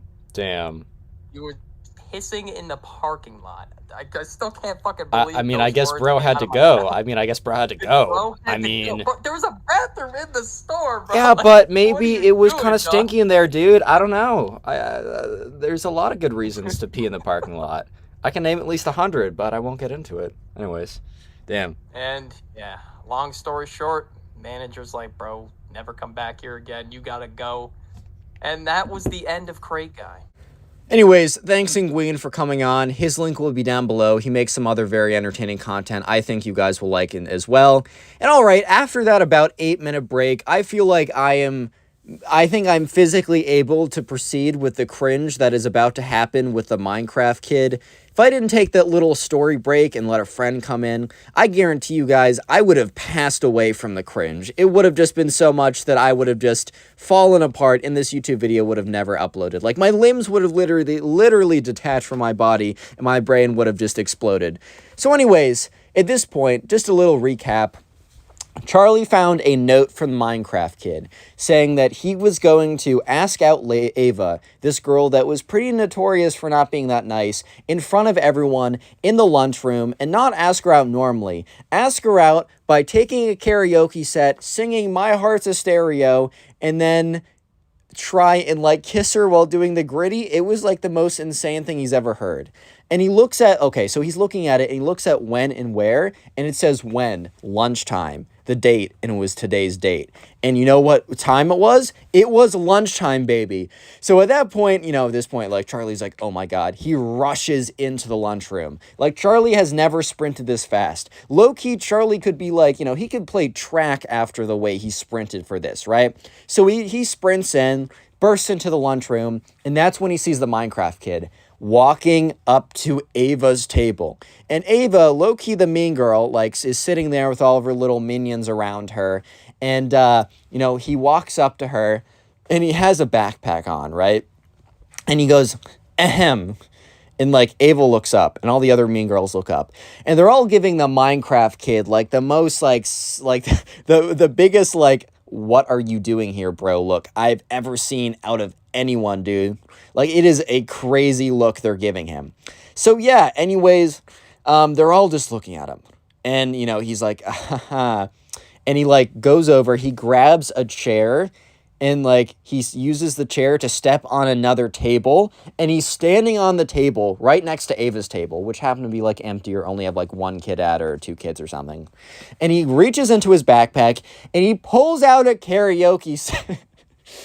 Oh, my God, dude. Like, this is literally the craziest story I've ever heard. He pulls out a karaoke set, man. He whips that thing out, and he puts it down, and apparently it already has batteries or whatever, so it doesn't need to be plugged in. And he speaks into the microphone. He's like, "Hey, Ava, can you hear me?" And it's like the most loudest thing you've ever heard. And the entire lunchroom turns around, because it's basically like this kid's on the sound speaker at how loud this is, right? So Ava's just looking at him with a look of, like, super embarrassment and also anger. Just pure anger. Because she has no idea what's going on, but she already knows that this is going to be bad. So Charlie is like, yes, I made it in time. Let's go. So the Minecraft kid takes out his, like, phone and starts playing, like, Stereo Hearts by Maroon 5. So he's like, my heart's a stereo. I'm not actually going to sing it and do it well, because, like, YouTube, like, literally they'll try and copyright you if you even sing the words, like, too much. So just imagine that song is playing, and is playing through the microphone, right? So it's like the worst audio ever. It's like nails on a chalkboard type audio. And that's when the Minecraft kid starts singing his own rendition of the song, bro. Like, so imagine Stereo Hearts and imagine the lyrics to it. The Minecraft kid decides to make up his own lyrics. So he says, like, my heart's a Minecraft stereo. It beats for you like a music disc, like Minecraft. So listen to it close. Hear my Minecraft thoughts in every beat from the music. It is like the crappiest thing ever. He's like, make me your Enderman and turn and Ender Pearl away when you feel low. This Minecraft song was meant for you. So, chill with me, because I'm an Enderman. Okay, okay, maybe it wasn't that ass, but it was that ass, bro. I'm trying to say it was bad. It was bad, bro. Yeah, so if you can only imagine, Ava is not really having the greatest, like, her face is just a look of terror.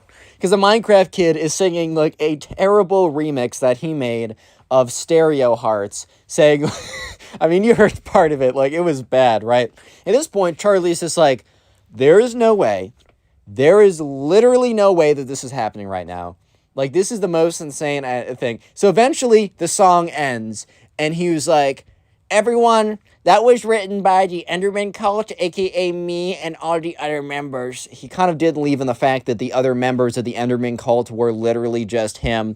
And he's like, Ava, I must ask you, do you want to date me? And she just is looking at him. She doesn't say anything, bro. She looks at him. And this is, like, where the worst thing ever. It is the worst miscommunication I've ever seen. Because, like, at this point, the Minecraft kid asks her out on a date, right? To, like, start dating him, which they've never spoken before. So, yeah, that's going to work. And instead of saying no, she doesn't say anything, but she gives a look of, like, what is going on right now, which the Minecraft kid interpreted anything that's not a no as a yes, which is a terrible thing to live by. Please, if you take away one thing from this video, someone not explicitly saying no does not mean that they say yes, okay? Just please take that away from this video. If you have to learn one thing from the Connor Pugs channel, please learn that at least.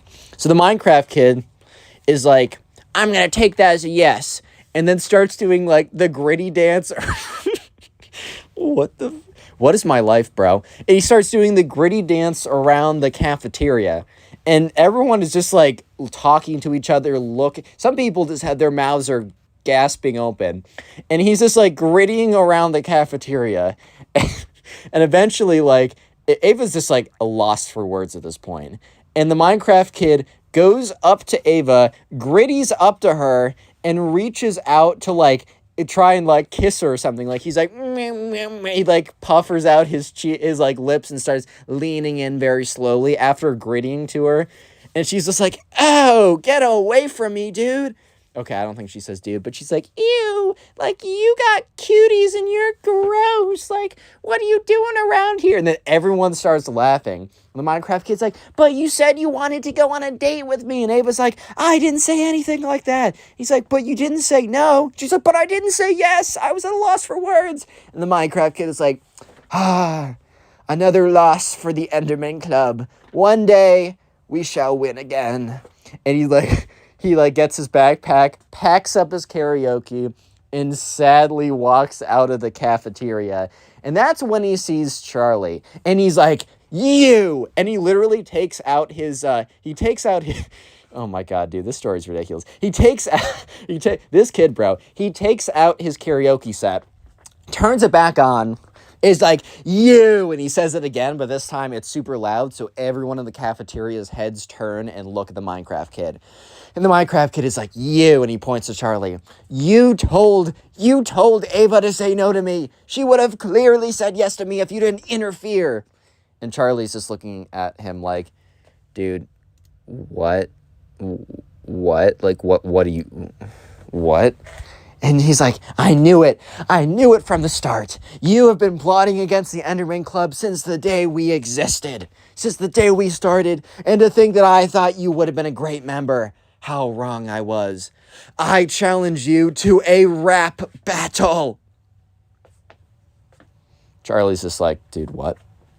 He's like, 1, 2, 3. Charlie, you look so stupid. Guys, what rhymes with stupid? Charlie, you look so dumb. Makes me want to stick my finger in my ass. In my bum. And Charlie's like, dude, I'm not going to do a rap battle with you. He's like, oh, you can't take the heat? You can't take the heat right now? And everyone's just staring at him. Eventually, the Minecraft kid starts to get pretty self-conscious. He's like, guys, I just won that rap battle fair and square. Whether you want to deal with it or not, it's not my concern. He puts the karaoke set back into his backpack, puts it on, is like, good day. Walks out of the cafeteria. And Charlie sits down, eats lunch. The entire cafeteria is abuzz with like people talking, because how do you not talk after something as ridiculous and crazy and insane as that happens? Like, I do not blame them for talking, right, dude? And let's just say that the Enderman Club did not, or the Enderman cult did not do much after that point. Okay, guys, if you made it this, I know I already had a secret word of the day, which was, did I even have a secret word of the day? I forgot what it was. But look, if you made it this far into the video, then you made it like 40 minutes into a video, and that helps me out so much. And I really want to say thank you to the people who made it this far. So I want you to comment. What do I want you to comment? I want you to comment door if you made it this far. It's the old word I used to use like 2 years ago. And if I see doors, like, I will probably try and reply to every comment I can saying thank you so much, because making it this far into the video is crazy. And if you want to keep helping me out, watch another video. But yeah, click on the video on screen right now. I know you'll enjoy it. Just click it, do it. Today we got a pretty crazy story of a Minecraft kid who ruins the school play. I know you'll enjoy this, so let's get into it. We're going to call the subscriber who submitted this story Robert. So anyways, Robert was in the 5th grade, and the 5th grade play was like the big thing at his school. That was like the big deal that everyone would talk about, everyone would be excited for. And it was like it was almost like a coming of age celebration. It was almost like you are now really a true middle schooler once you've completed the 5th grade play. And all the 4th, 3rd, 2nd, 1st, whatever graders really enjoyed watching it, as it was always kind of a fun event. Basically, the whole lower school type thing had the entire day off. When the 5th grade play was, they were able to watch it in the afternoon, and they basically got a half day on that day. So it was also really fun because they were able to go home early, and it was like no classes or whatever. So it was a really fun celebration. It was just a really great time. Anyways, so the auditions for the 5th grade play happened about 1 to 2 months before the play actually happened. And Robert was pretty excited. Robert had no intentions of having, like a main role or anything, but he was just excited to be part of the 5th grade play, as that was a pretty big deal. So anyways, it's the day of the auditions, and there's only, the play has already been written, and it's been chosen, and it's like, it's always like one of these classic fairy tales or whatever. So they're maybe or like a classic story. So for this year, they're doing James and the Giant Peach. I remember when I was actually, I think in 2nd or 3rd grade, my 3rd grade play or 2nd grade play was also James and the Giant Peach, and I had a great time doing that, and apparently it was a good play, according to my mom. She wouldn't be biased, right? She wouldn't tell me it was a great play, even though it wasn't. right? Anyways, though, so it was James and the Giant Peach, so you got, like, all the... I kind of forgot the story, but anyways, I think I was a grasshopper or something, so you got, like, a grasshopper as a kid. I don't know, man. But anyways, the important thing to know is that there was no creeper from Minecraft in James and the Giant Peach. That might sound like a really, really weird fact, like, okay, Connor, yeah, and there also was no Darth Vader in James and the Giant Peach. I can list weird, unimportant facts as well. However, this is correctly a weird fact. However, it's not unimportant, as you will soon see. Because there's another character that is time for me to introduce, and he will be known as the Minecraft Kid. So anyways, right, the Minecraft Kid is obsessed with Minecraft. It's a great game. It's the background gameplay for a lot of my games. I actually got a lot of my videos. I just got it from my friends a couple nights ago too, so we can casually like flip it on if we got nothing better to do. It's a great game. I do enjoy it a lot. However, this kid's entire life was Minecraft, and when I was in 5th grade, I was kind of similar. I really enjoyed the game as well, and it was a big part of my childhood, so I don't blame him. However, he went a little bit far. So anyways, let's skip to the day of the auditions. So James was there, Robert, sorry. I'm thinking of like James and the Giant Peach, so if I call Robert James, I'm sorry, you know what I mean. Anyway, so Robert and everyone in the 5th grade was there. There was a lot of buzz, a lot of excitement. There were definitely some kids who were like really ready and really wanted specific parts, so they were a little bit stressed out. Robert was just here to have a good time and was excited to be part of something bigger that he remembered always enjoying when he was a little kid, and now he was on the stage instead of being in the audience watching. So anyways, Robert is just there and it's very chill. However, Robert also witnesses the Minecraft Kid. And the Minecraft Kid goes up to the director and is basically asking, like, hey, director, I want the role of the creeper. Like, I want to be the creeper that comes in and explodes. And the director looks at him and kind of goes, what? Like, bro, what? He's like, I'm sorry, Minecraft Kid. There is no creeper. I'm not sure if that is. But that's very much not a thing in this play. Like, here are the roles, like, just so it's clear, just so you know, as I'm sure is a misunderstanding. Here are the characters you can, the people can audition for. Here are the roles. Also, if you don't want to be a character, you can always be in the, the behind the scenes, coordinating, Lightroom, whatever you want to do like that. Yeah, so that's also an option. But, yeah, here are the people, like, that you can audition for if you want a speaking part. And the Minecraft Kid kind of looks at him and says, no, you don't understand. I want to be the creeper. I want to be the creeper that comes in and goes. The guy kind of looks at him and is like, hey man, like, I'm sorry, these are the roles. I can't change it now. We've already got the script. I'm sorry. Minecraft Kid is not very happy. However, he still gets a role as more of a background character. I don't know exactly, but he does have some airtime, but he doesn't have a ton. So anyways, right, for the next couple months or so, they're practicing, they're learning their lines, they're on stage, and Robert just gets a sense from the Minecraft Kid that he's just not feeling it. He's not super energized. He's just not super into it. Robert doesn't understand that the reason why is the Minecraft Kid is super bummed out that he cannot be a creeper and explode and like do Minecraft stuff in James and the Giant Peach. I don't know. Robert just thinks that the kid just isn't super excited about it, which, that's totally fine. I mean, that's not a crime or anything. So anyways, right, Robert and everyone else starts to get prepared as it's only a couple weeks until the actual audition. And that's when Robert overhears the Minecraft Kid talking to, like, his one other friend. And the Minecraft Kid is like, man, like, I don't understand why I couldn't have been the creeper. Like, my role now is, like, fine or whatever, but I just know that being the creeper would be so, so much better. I just know for a fact. And, the director, I know he'll thank me. I know he'll be, like, proud of me if I do what I think is right. And when Robert hears this, he's just a little bit confused in general because he's like, I don't totally understand what this kid means, but whatever, I guess. And he doesn't understand that, this kid is basically alluding that he will be taking this play into his own hands, basically. And you guys are about to see what the Minecraft Kid is talking about, and it is quite interesting. By the way, if you made it this far into the video, comment Minecraft down below. I'll try and heart a bunch of those comments. Anyways, though. So yeah, they go back to, let's say, skip ahead to, like, the day before. And it is, like, there's a lot of nerves, there's a lot of tension. Basically, everyone has their lines down. It's really just, like, the final rehearsal, the final rundown. And by the end of it, Robert and everyone else involved is really excited because they all did a very good job. And the director, brings them together at the end of it and says, guys, you have like gone above and beyond my expectations. I've done this for many years. Like I've been the 5th grade play director every single time.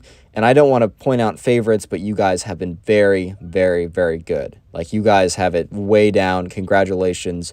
Tomorrow's going to be a victory lap. Let's go out and kill it. So they, they leave with the cheer, whatever, and there's a lot of excitement in the air. The next day comes around, and it is an exciting day, but not for the reasons why people believe it would be. Because as you will see, the Minecraft kid decides that he's going to take the fate of this play into his own hands. As you'll see how he does it.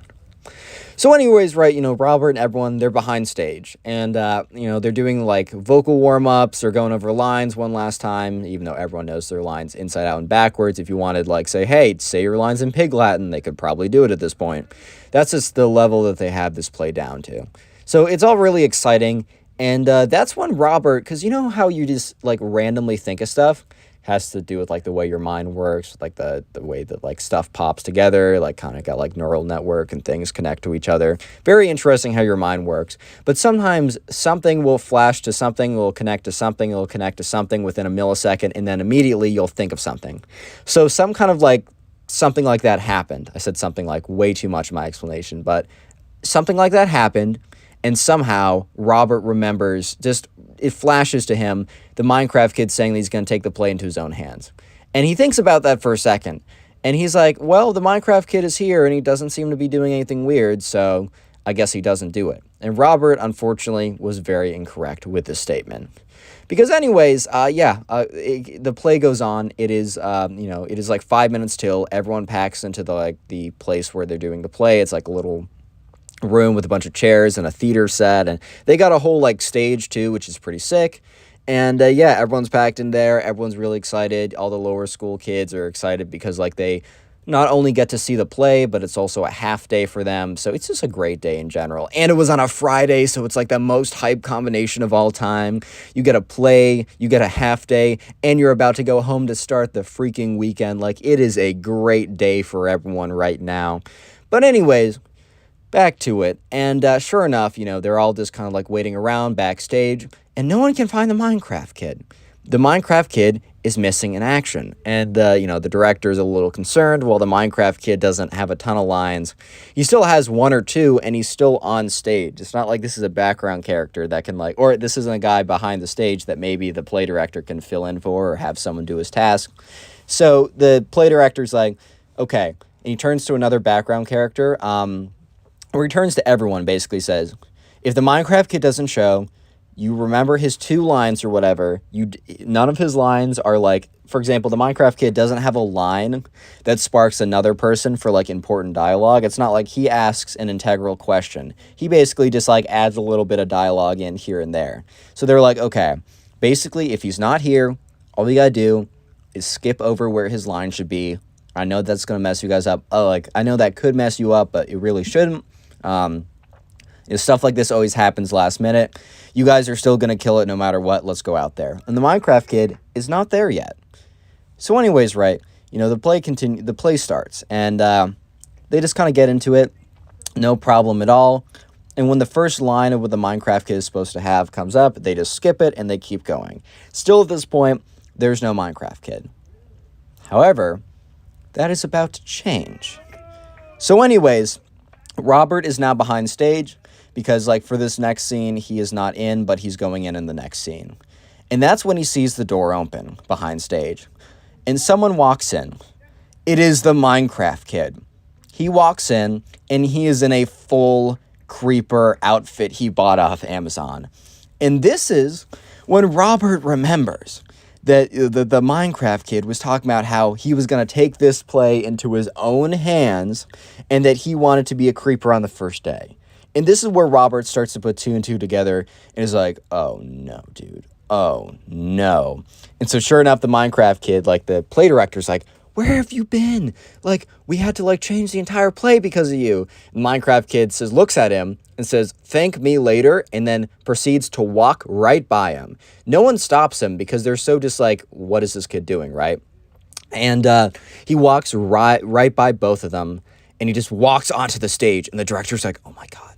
And the Minecraft kid walks onto the stage, and Robert kind of peeks his head around and kind of like looks through the curtain, so it's not obvious that he's watching, but that he watches what the Minecraft kid's about to do.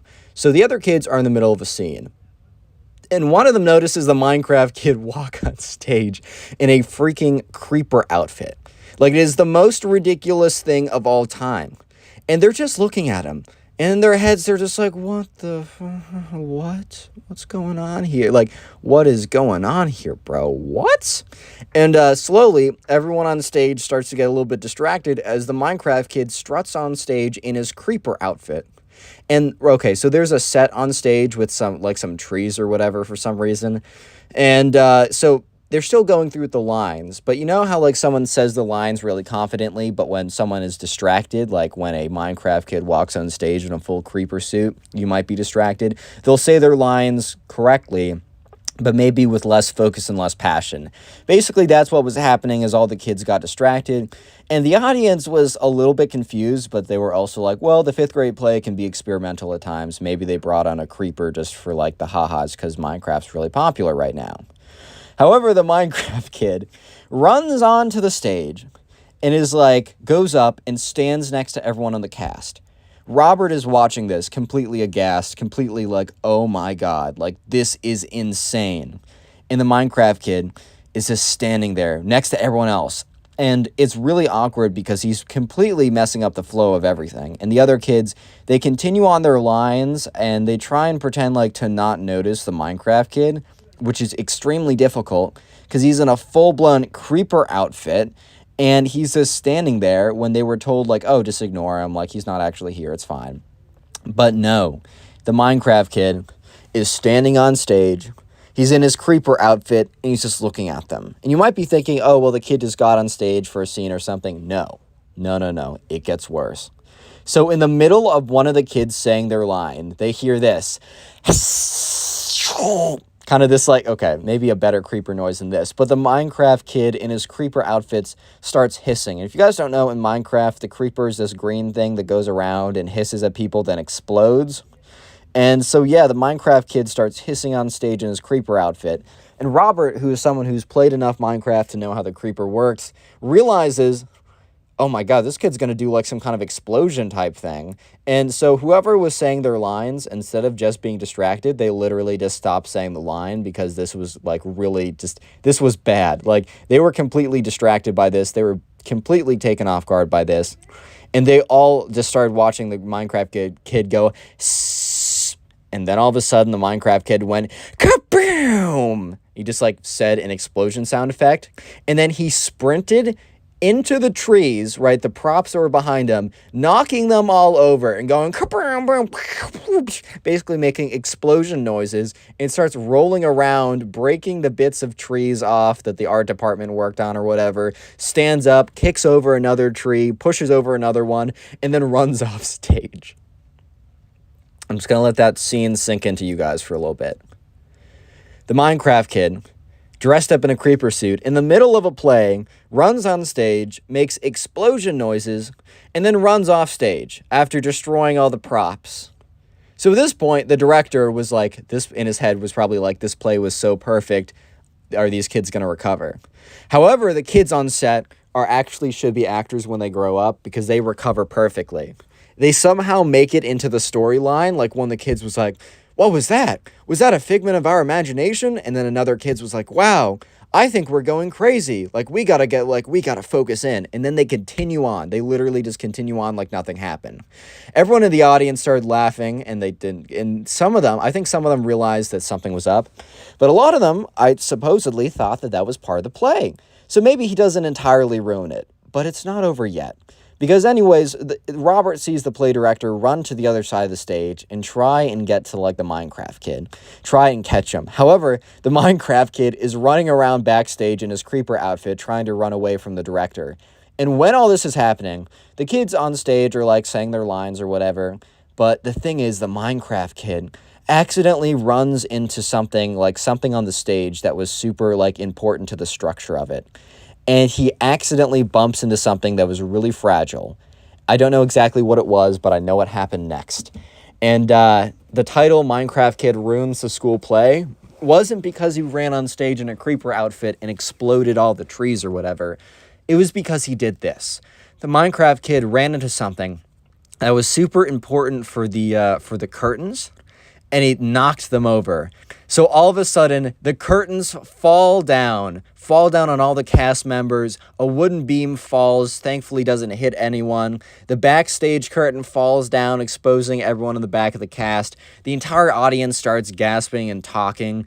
It is a disaster. The whole stage falls apart, basically. And that's when the director comes on after a minute and says, technical difficulties, everyone, please, let's have a 20-minute recess. So the teachers are now informed to tell all the kids to go up and leave for a second, and that's when they're assessing the damage. And unfortunately, the damage done to the stage was so bad that they could not continue the school play. The kids were let out early. It was still a fun day of celebration. However, the Minecraft Kid did ruin the school play for all of them. So the Minecraft Kid did get in trouble because, this was against some kind of school rules. He didn't get, I think he might have gotten, suspended for a little bit. He didn't get expelled or anything, but the main thing he had to do was he had to write an apology letter that he had to read in front of the play director and everyone in the play. And because a lot of people were pretty upset because, that was their moment. And they weren't able to have their moment because the Minecraft Kid ruined their moment, basically. And the Minecraft Kid probably did feel pretty bad about it. But, yeah, moral of the story is even if you think something's a really good idea, make sure it's not you being a creeper and running on stage and blowing stuff up, because that's probably a bad idea. Leave a like if you haven't already, and if you want to support the channel, literally all you have to do is watch another video. It helps even more than you think. Bye. Click on the video on screen right now. I know you'll enjoy it. Just click it. Do it. How's it going, everyone? Today we got a story that I know you'll find interesting. So let's call the subscriber who submitted the story Tim. So anyways, this all happened one day when Tim's friend, aka the Minecraft Kid, who we're going to call Max for the rest of the story, Tim's friend Max comes up to him and Ben. So Ben and Tim are sitting at a table. A lot of names for me to remember. Apologies in advance when I get these mixed up. But Tim and Ben are sitting at a table, and Max, their third friend, sits down and is like, guys, you need to come over this weekend. I have the craziest thing to show you. I'm not going to tell you about it till we get there, but you just have to come. So whenever someone says something like that, you have to come over, I have the craziest thing to show you, I mean, you're going to show up to see what it is, man. You want to see what it is. So sure enough, Tim and Ben are like, all right, well, I mean, we can talk to our parents. I don't think I have anything, and we'll see if we can come. So, Tim and Ben, they talk to their parents, and eventually both their parents say yes. So, Max is really excited. And that Saturday night, Tim and Ben are going to go over to Max's house to see what this big surprise is. So another thing is, Tim, Ben, and Max, all three of them, they really like, video games. I think they're 3rd, 4th, 5th type grade, in that kind of range. The thing is, though, they don't really have access to video games. I think one of them has, an iPad, another one has, a phone or something. But they don't really have, a way to play these games, right? But they're a big fan of watching other people on YouTube or whatever play these games. And they have, they all watch the same games on YouTube. So it was always something that they wanted to do eventually, talk to each other about... not talk to each other, but actually play these games with each other. That was a really big thing that they always wanted to do, but it just never happened. And, Tim and Ben were talking to each other, kind of speculating about what the big surprise that Max had for them. And they were like, what if he got a gaming system? And they're like, yeah, that'd be really cool. And they kind of suspected that a little bit because that would be the big surprise, most likely. But anyways, eventually Saturday comes around. They get to Max's house. And, Max's mom meets them. She's like, hey, guys, how's it going? I hope it's all good for you guys. I know that Max has been so excited. Max has been so excited.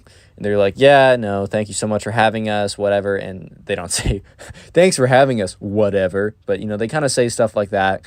They go up to Max's room. And, sure enough, Max, opens the door. And he's like, okay, guys, here's the surprise. And he, points to... the room in front of, or not the bed in front of him, and the bed, Max's bed, has this kind of tarp over it. So, but there's very clearly something under the tarp. Max goes over, lifts up the tarp, and sure enough, is an Xbox with 2 controllers. And, Tim and Ben are actually really excited. They're like, oh my God, like, this is awesome. Yeah, and Max is like, yeah, like, I was thinking, like, all tonight we'd take turns playing, like, multiplayer games or whatever, and there's 2 controllers and 3 of us, so we just switch off every round or whatever. It's going to be great. And, sure enough, they play for, like, a good 2 hours or whatever, and they're having a really good time. Tim and Ben and Max, they're really enjoying themselves. However, Max said something kind of weird that only made sense later on in the story, but maybe with the title of this video, you'll understand it a little bit. Basically, Max goes on to say, like, about, like, an hour through, he's like, hey, guys, you gotta do me a favor, though. And they look at him, and they're like, what? And he's like, you can't mention this, like, the Xbox to my mom. And Tim was like, wait, why? Like, I'm confused. Tim for a second's like, oh, is this like a gift from, like, because, like, Tim or Max's parents were divorced, so, Tim was thinking, oh, maybe his dad got him this and he doesn't want his mom to, like, be jealous or something. I don't know. But Tim goes on to, or sorry, I'm already mixing up the names, but Max goes on to say, yeah, well, my mom was pretty reluctant in giving this to me, because she thinks that, like, video games are going to rot my brain and that I'm going to get addicted to them. So she did eventually give it to me. But the thing is, right, I don't want us talking about it at all, because she'll think that that's all we do, and then she might take away the console, which wasn't true, as you'll see. However, Tim kind of thought to himself, oh, well, I mean, I guess that makes sense. I mean, some parents are really like, okay, I'll give my son, like, this video game system, and then when they play for more than 10 minutes, they're like, oh my God, he is clinically addicted. We need to bring him to video game rehab. Oh my God, my poor son. When, I mean, I've always thought it was funny because, like, parents tend to seem like television is totally fine. Watch as much TV as possible. But video games, something that's actually making your brain active and you need to solve puzzles instead of passively consuming. Oh my God. Oh no. Yes, spending 12 hours a day playing video games every single day is probably, for most people, not a good idea. And I understand why they'd be concerned about that. However, dude, like, I don't know. I've just seen a lot of parents be like, video games are bad, television good, where I'm like, I don't know. I think it's because you grew up with television, but not video games. Like, next generation of parents are going to be like, video games good, entering virtual reality bad. Like, it's always going to be like that, man, or whatever the next big thing will be. So Tim was like, he was convinced. He was like, oh, okay, that makes a lot of sense. Tim and Ben then agreed. We're not going to say anything, because, we want to keep playing this game, basically. They're like, yeah, okay, I mean, we want to keep playing this. We don't want Max's mom to think that, we're playing this too much. That's totally fine. So eventually Max's mom invites them down for dinner. And they go down, and, Max's mom is like, oh, I'm so excited you guys came here, whatever. And then she says, so what have you boys been doing, like, for the last couple hours? And Tim and Ben kind of look at each other quickly, because they're like, because, they've been playing on the Xbox for the last 2 to 3 hours, but they were instructed not to let, Max's mom know by Max. So Max very quickly pipes up and is like, oh, we were just watching, like, a movie. And she's like, oh, what movie? And he's like, Star Wars? And she's like, oh, how did you guys watch that? I don't think we have the Star Wars DVD. And he's like, oh, Tim brought it. And Tim is like, she's like, oh, that's so cool, Tim. Like, I love Star Wars. Like, I might want to come over and watch it with you guys. And Max gives his mom like a look, like, no. And she's like, I'm just kidding. I'll let you guys do what you're doing, right? And so that was a little awkward, but the rest of the dinner conversation was totally normal. And they went out, and, Max didn't think that was too weird, because I guess he just thought that, or Tim didn't think that was too weird. He just thought that, like, Max was trying to make it seem like, oh, they weren't playing the video games the whole time, so his mom wouldn't get all scared or upset over kind of nothing, which makes sense. I get that. Anyways, though, they're upstairs, and they're just playing, right? They're just playing on the Xbox. And that's when they hear his mom, Max's mom let out this, like, scream. All 3 of them drop what they're doing and run downstairs. Because, when someone screams like that, I mean, it could be a lot of things, but normally a scream is like an indication of you need, like, assistance, or you need help, or something is wrong. So they run downstairs, and they're just like, oh my God, like, what's going on? Is there, like, an intruder? Does my mom need help? Do we need to, like, call the ambulance? Who knows, right? So they run downstairs, and once they get downstairs, they see that, his mom, or Max's mom, is on the phone. And, Max's mom looks at them and kind of gives them like a thumbs up, being like, it's fine. Not like a thumbs up, everything's great, but like a chill out, we're good. And as they're walking away, Tim hears, and everyone actually hears, Max's mom is on the phone being like that trend, like, I don't remember spending $500. Like, I don't remember that we didn't have a $500 transaction on the cart in the last couple days. Like, I think there's a mistake. I don't know what this whole Xbox thing is. It sounds like something a hacker used. I'm pretty sure a hacker got into my account and bought something with my card so he could do more hacking.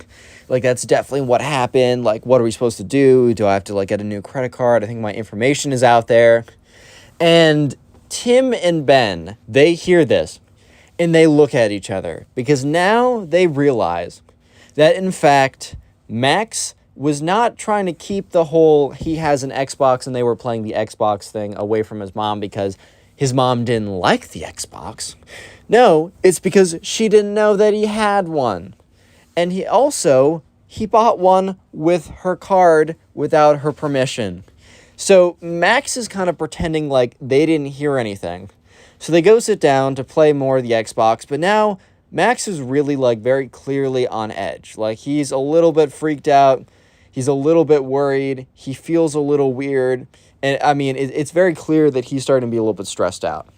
And Tim and Ben are kind of like in an awkward situation where it's not 100% clear to Max, or they don't think that Max knows for certain that they heard what his mom was saying. However, Tim and Ben now know the truth, and it's like, do they say something about it? Do they not? And that's when, they hear like, a Max's mom be like, hey kids, can you come down here for a second? And Max's face just like goes like, looks like he sees a ghost, right? He's like, oh my God. So they go down there, and, Max's mom is like, has this like fake, when someone has kind of like a fake happy smile, but it's like very much put on because you have guests there. And it's like, for a fact, if it was just Max, that she'd be like really like dropping her composure or whatever.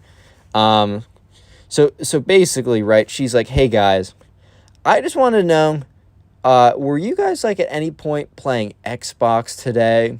And she looks at Tim and Ben, and Tim and Ben just freeze up. And they're like, and Max is like, no, we really want to, he's like, no, like, we don't have any video game systems. We were just watching people, like, we were watching Star Wars, and we watched a little YouTube of other people playing video games. And, at this point, like, Max's mom was like, what, can you guys tell me what an Xbox is? Is it like a hacker system? And at this point, Max is kind of like, okay, he doesn't want to say it's about video games because then she might get suspicious. He's like, oh yeah, no, it's a hacker thing, like dark web, scary, hacking. It does stuff like that. And she's like, you boys wouldn't do anything with something like that. And he's like, Max is like, no, that stuff scares me. I would never. And she's like, okay, thanks for letting me know. And they all walk upstairs. And this time, when they're all upstairs, Tim kind of looks at Max. He's like, hey, man, like, we heard what your mom was saying on the phone. So I think we know why we can't say anything to her. We're not going to say anything, but, we just want to let you know that, like, we know what's up. And Max is like, guys, I messed up. I really did. I just really wanted to play, like, the video game. Yeah, I wanted to play video games with you guys. And I was talking to my mom. I was like, for my birthday coming up, but my birthday's in, like, a couple months away. And when she asked what I wanted, I said I wanted to play, like, on a video game system. Thankfully, I said PS4, not Xbox. But she was like, you know how I feel about video games. I'm not even comfortable letting you watch them on YouTube or whatever that is.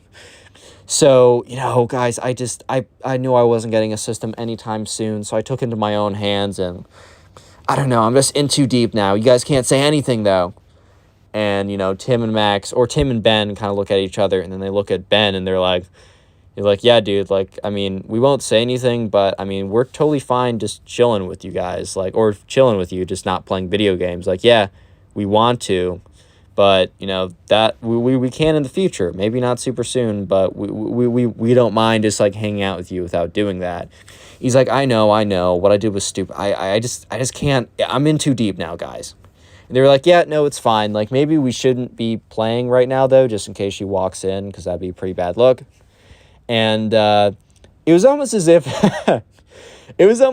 Tim was like, had an ability, a foresight into the future. Because as they're saying that, the door opens up, and sure enough, Max and Ben are holding the console things, and they're in the middle of playing a game, right? On the Xbox.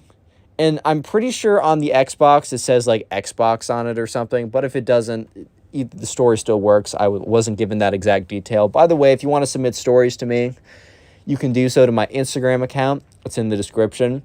It's how I got this story. All you got to do is follow me, because I like big numbers next to my name, and then DM me the story.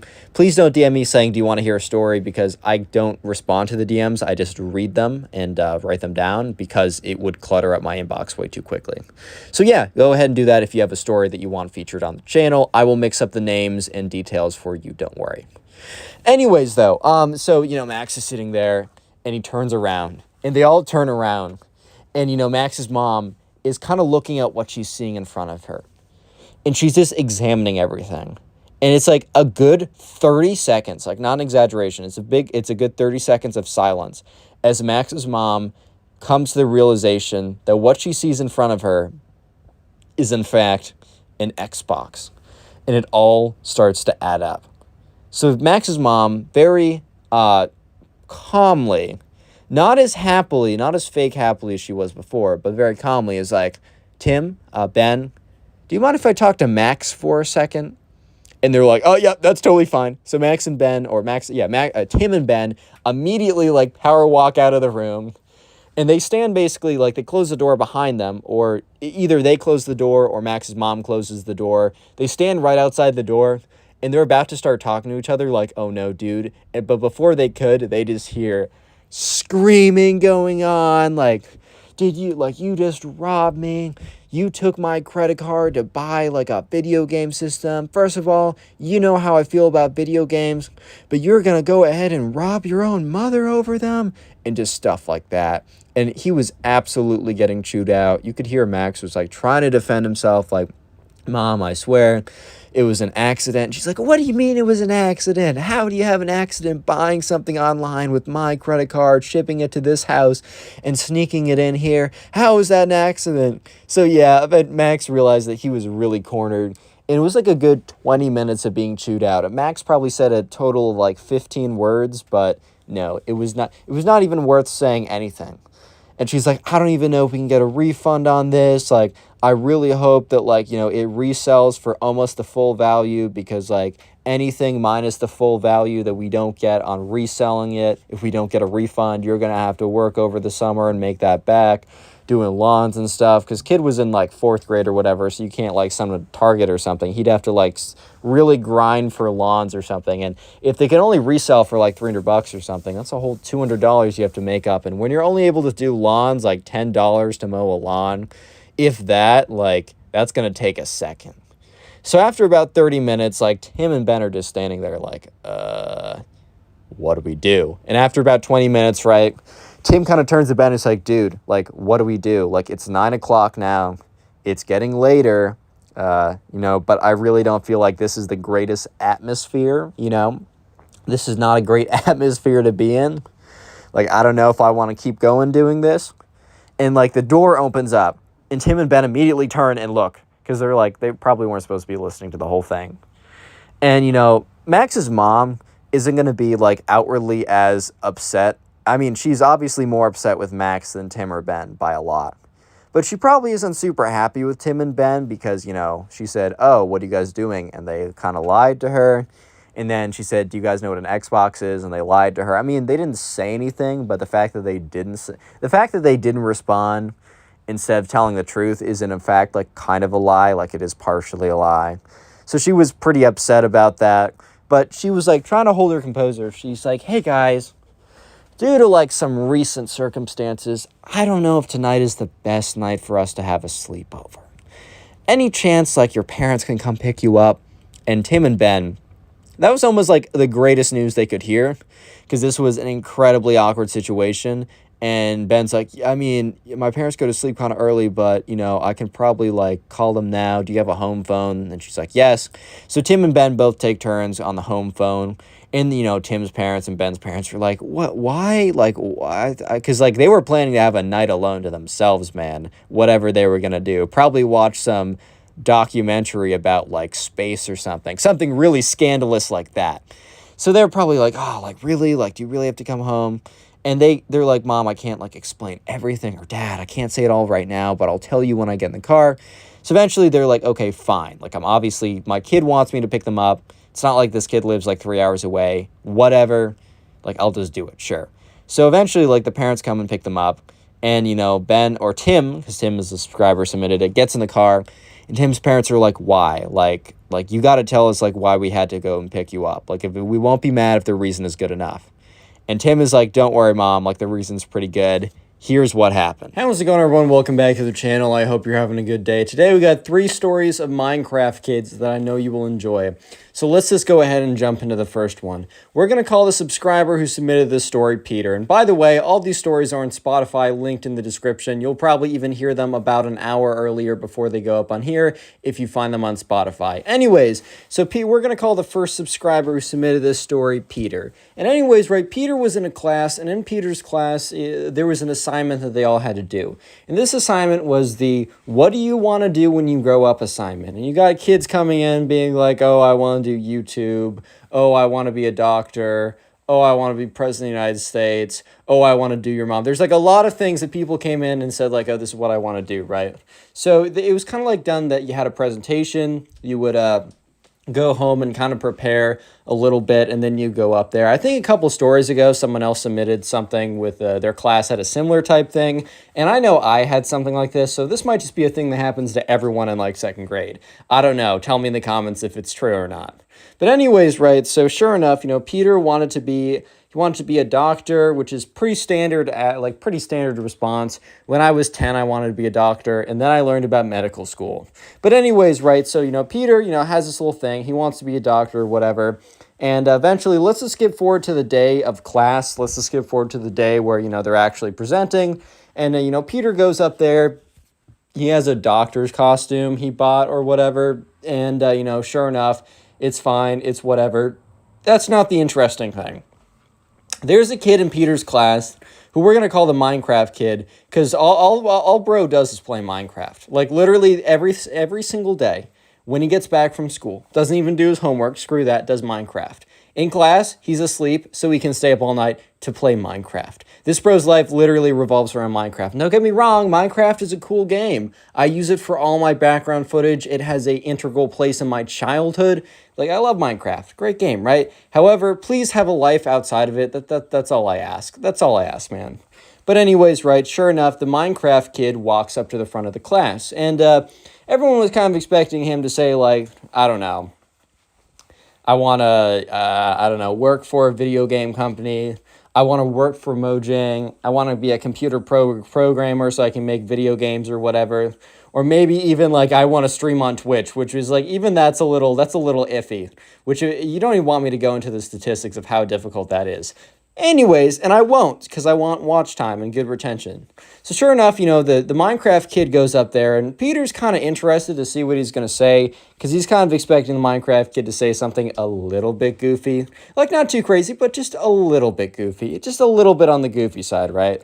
And the Minecraft kid goes up there and says, you know, all I want to do when I grow up is just keep playing Minecraft. And he brings with him, like, you know that, like, fake, you know, Minecraft sword, like a foam one that, like, you can buy for like $20 or something. I just know it because I got it for my 5th grade birthday party, and I might still have it, or I might have had my mom thrown it out without me knowing, which is a shame, but whatever, right? And so he brings this and he kind of swings it around. It's like, yep, all I do every day is I play Minecraft. When I go home and I play Minecraft, and I stay up all night to do it. That's why I'm never paying attention in class or doing anything like that. You know, and I want to let you know that no one can tell me otherwise. All I'm going to do with my life is play Minecraft every single day. And the teacher's like, hey, this project wasn't about, you know, what's your favorite hobby? What's your favorite pastime? This project was about like, what are you going to do with the rest of your life? Or what do you want to do as a profession? There's a difference between, choosing to do something casually and choosing to do something professionally. And the thing is, right, this wasn't even a teacher who's like, if you're not a doctor or a lawyer, then you're not a real worker. Like, it wasn't one of these like old-fashioned teachers who doesn't understand like I don't know what I'm trying to say, like a teacher that doesn't understand kind of the new scheme of jobs. The teacher literally let a kid say, hey, I want to be a YouTuber, but if that doesn't work, I'm going to go to college for digital marketing or something like that. The teacher was fine with that. The teacher understands the new landscape of work. But the thing is, there's a difference between saying, hey, I want to pursue playing video games online, and if that doesn't work, then I want to do X, and saying, I want to sit inside and do video games all day, specifically Minecraft all day. Because, bro, let me just let you know, there's really no professional Minecraft leagues that pay you anything, right? I might be wrong. There might be like a professional Minecraft league that pays you like a couple $100 if you win a tournament. But dude, that's not enough to sustain yourself. Like, there are no, like, maybe if you wanted to say, yeah, I want to be professional, like Counter-Strike or a game like that, maybe. But even that is a massive stretch. And sure enough, the Minecraft kid didn't even say anything like that. He just said, I want to sit inside and play Minecraft all day. So Peter's just like, oh boy, because Peter's sitting down, he's watching the teacher really just like not be cool with this, and the Minecraft kid not even like adapting on the spot. Because one might have thought that, okay, the Minecraft kid realizes that the teacher is not a fan of what he just said, and that maybe if he wants to save his grade, I don't know, adapt it a little bit. Like, just switch things up a little bit. I don't know, man, like, just be like, oh, haha, what I meant is I want to go and learn how to make video games. Like, sure, that's fine. Go to school for programming or something like that. But the Minecraft kid doubles down and says to the teacher, what I want to do when I grow up is I just want to sit at home and do video games. I don't want to do anything else. I don't want anyone to bother me, and I just want to play Minecraft 24/7. And, Peter's just like, oh boy, this teacher's not going to be happy. And the teacher's like Minecraft kid, says his actual name, but is like, Minecraft kid, I want you to know that, I'm going to give you, sit back down, step outside, and I'm going to give you 10 minutes to come up with a real job. Like, I'm going to give you 10 minutes, and I'm being very gracious right now, because at the moment, you have a fail on this assignment. Not like the Minecraft kid was really caring about his grades. I mean, he handed in 0 homework and basically was failing everything else. But the teacher's like, I'm going to give you 10 minutes of standing outside to come up with something new. And when you're ready, come back in and you may present again. So the Minecraft kid very angrily walks outside. And the teacher's like, all right, who's coming up next? And the teacher's like, okay, Ben, how about you come up? And within 10 seconds, the door slams open again. And the Minecraft kid says, I'm ready. So the teacher, I don't know if the teacher was just being hopeful because, I mean, come on. He was out for 3 seconds. You really think he came up with a new job? No. The teacher might have just been hopeful and was like, oh, that was fast. Sure. Come on up. What's the deal? What's going on? And, come tell me about your new job. So Minecraft kid walks to the front of the class again and says, when I grow older, or when I'm an adult, I just want to sit inside and do Minecraft all day. I said it before and I'm saying it again. Boom. The teacher's kind of turns to the Minecraft kid and says, I was generous with you. I gave you time to reconsider what you're doing. To present again. This isn't just what you want to do. This is a presentation. This is an assignment for the front of the class. And at this point, the Minecraft kid says, so you're saying I can't do that? And the teacher's like, yes, I'm saying that when you're older, you're not going to be able to do that. Sure, you can play video games on the part. You can partially play video games. That's totally fine.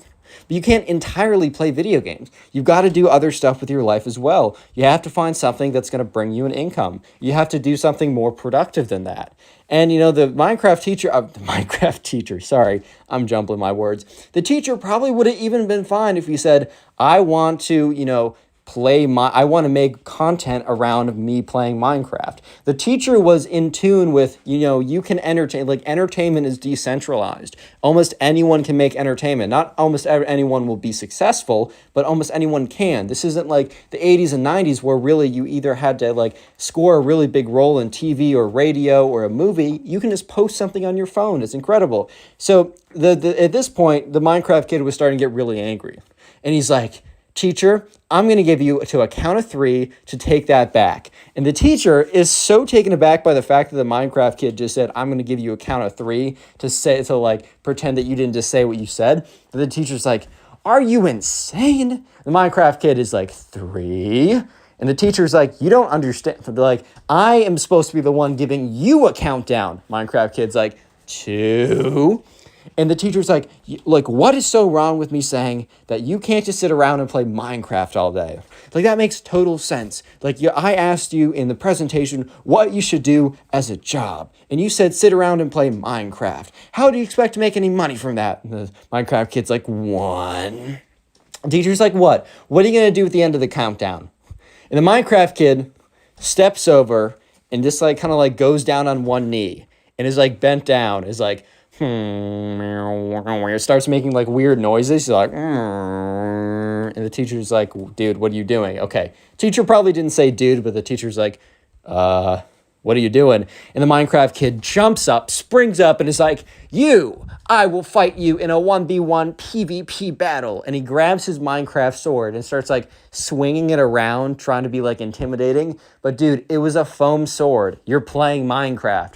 You're not intimidating anyone, dude. Like, that's just not happening. And he starts swinging around. It's like, and the teacher's like, okay, I just, like, why? What are you doing? Like, stop it. Get some help, bro. Like, what's going on? And he's like, you said that I could do Minecraft every single day for the rest of my life. And the teacher's like, yeah, and I stand by that. Minecraft kid's swinging around his foam swords like, you don't want me to be happy. You want me to be unhappy. And for that reason, it's you versus me in a PvP fight. At this point, Peter is just sitting there just trying to comprehend how everything escalated to this point. Because sure, like the Minecraft kid and the teacher were kind of fighting a bit and they weren't happy with each other. But the Minecraft kid really gave the teacher a 3-2-1 countdown and then entered into Minecraft PvP mode. He has his like sword out, swinging it all around. And at this point, right, Peter's just like, okay, something's going, like, this is not going to end well. At this point, right, he's like swinging around his sword. The Minecraft kid's like, I'm going to give you to another count to 3 to give me a 100% and tell me that I can 100% play Minecraft for the rest of my life. The teacher looks at him and says, no, I would be lying to you if I said that. And Minecraft kid is like, fine, you've chosen your fate. Minecraft kid's like, starts swinging his sword. The teacher says, if that foam sword even touches me for a second, you're failing this assignment and you're going straight to the principal's office. The Minecraft kid says, I will give you another count of 3 to reconsider everything. The Minecraft kid is obviously realizing at this point that he's in way too deep and he's also not winning. So he thinks that if he keeps on saying, I'm going to give you till the count of 3, that he is somehow going to win this whole thing. And sure enough, the Minecraft kid counts to 3. The teacher's like, okay, like what? What's going to happen now? The Minecraft kid's like, I warned you. Minecraft kid takes his foam sword, swings, and goes, bop, makes contact with the teacher. And at this point, the teacher grabs the sword, rips out of the Minecraft kid's hand, goes over, holds onto both the Minecraft kid's shoulders, and starts walking him out the door. It's like, all right, buddy, that's time to go to the principal's office for you. So the Minecraft kid and the teacher walk out the door, and everyone else is kind of just sitting there like, what? Anyways, the next story, we're going to call the subscriber Chris. So Chris has a cousin who we're going to call the Minecraft kid, right? And Chris doesn't really get to know his cousin that well. He doesn't see him that often. But Chris and his mom are over at his aunt's, it'd be his aunt's house. And, this is the first time, Chris has seen his aunt in years. And the last time Chris saw his cousin was like 4 and was really shy, didn't want to talk that much. Now his little cousin was 8 years old and was apparently a Minecraft fanatic. He liked playing it so much. He knew everything about it. He watched Minecraft YouTubers when he wasn't playing Minecraft. In his sleep, he dreamed about fighting the Ender Dragon. And, Chris didn't really know that much, but Chris was kind of told because Chris asked his mom, like, as they're driving there, like, what should I know? Like, I have to hang out with this kid, because Chris was told, oh, you get to hang out with your cousin for a little bit. It'll be good for you. Chris is like, 16 at this point. He's not going to get along with his cousin on a lot of things. They're not going to have a ton in common. They can't talk about girl troubles at the same level, right? They can't talk about, oh, wow, math is so difficult. Yeah, because Chris's little cousin would be like, yeah, a simple addition really sucks. He'd be like, sure. So sure enough, Chris's mom was like, yeah, okay. So all I know is he's a big fan of like that game Minecraft. And Chris is like, yeah, I've played it a little bit. And by Chris saying that he's played it, literally all he means is, yeah, he and his friends have played some like survival servers at some points. Like they'll be really into it for a week and then they'll not play it for a year. That's how a lot of people actually get into it. You get super into Minecraft servers with your friends. You play for 2 weeks. You literally play 12 hours a day. And then you never touch the game again for years. That's just how it goes with a lot of people. So Chris and his mom get there, and Chris's aunt and Chris's cousin, right? Chris's cousin's actually in a different room, but Chris's aunt greets them. They're like, oh my God, I haven't seen you so long, Chris. You're so much older now. And Chris is in his head is like, yeah, that's kind of how time works, bro. But whatever, right? Sure enough, Chris's aunt was like, hey, Chris, I just want to let you know your little cousin's in the other room, and he would love to see you. Did he actually love to see him? Well, we'll see him in a second. So sure enough, Chris goes into the other room, and there's the little cousin who's sitting there with an iPad, and he's playing, Pocket Edition Minecraft. And Chris is like, yo, what's up, bro? Like, hey, it's me, Chris. I don't remember if you remember me, but I'm your cousin. And Chris's little cousin's like, yeah, I don't, like, hi, how are you doing? And Chris is like, oh, I heard you like Minecraft. And, Chris's little cousin's like, I do. Do you like Minecraft? And Chris in his head is like, he's like, yeah, I'm going to say yes, we're going to bond, and this will be less awkward. So Chris is like, yeah, I like Minecraft. It's cool. Like, I enjoy it. And Chris's little cousin immediately says, so you're an expert? And Chris is like, I don't know, but I played a little bit. And Chris is like, okay, well, riddle me this. So when you kill the Ender Dragon and there's the Ender Dragon egg, how exactly are you to get it? And Chris, who's never actually completed the game because he just plays a little bit, right? He's like, oh, you just mine it, right, with a pickaxe. The little cousin's like, meh, wrong. 1 strike against you. Next question. And Chris is kind of just thinking, wait, what? Like, is this some kind of like, well, like, what are we doing here? And, the little cousin's like, okay, so if you're fighting an Enderman and you have a bucket, like, a bucket of what, like, what kind of liquid will Enderman not be able to, like, fight you in? And Chris is like, I don't know, milk, because he remembered he's able to milk a cow. And Chris's little cousin's like, oh my God, meh, wrong. Water. Enderman will not fight you in water. 2 strikes, Chris, 2 strikes. And Chris is kind of like, oh my God, like this was supposed to be a bonding experience. This is the opposite of a bonding experience right now. Like, this is not a bonding experience. This is crazy. And sure enough, Chris is like, okay, man, well, I can play Minecraft with you. He's like, man, final question, and I need you to answer this. And Chris is like, okay. And so this little cousin's like, well, I need to think about it. I got to make it good. And, you're going to suffer the consequences if you don't get this question correct. So the little cousin's like, okay, who is the popular Minecraft YouTuber who has the Minecraft Manhunt series and is green? And the thing is, right, Chris kind of grew up on, the old school Minecrafters. So he was like, Captain Sparkles? And his little brother's like, no, it's Dream, you idiot. You aren't actually a Minecraft fan. You lied to me. And at this point, Chris is like, dude, it's simply not that deep.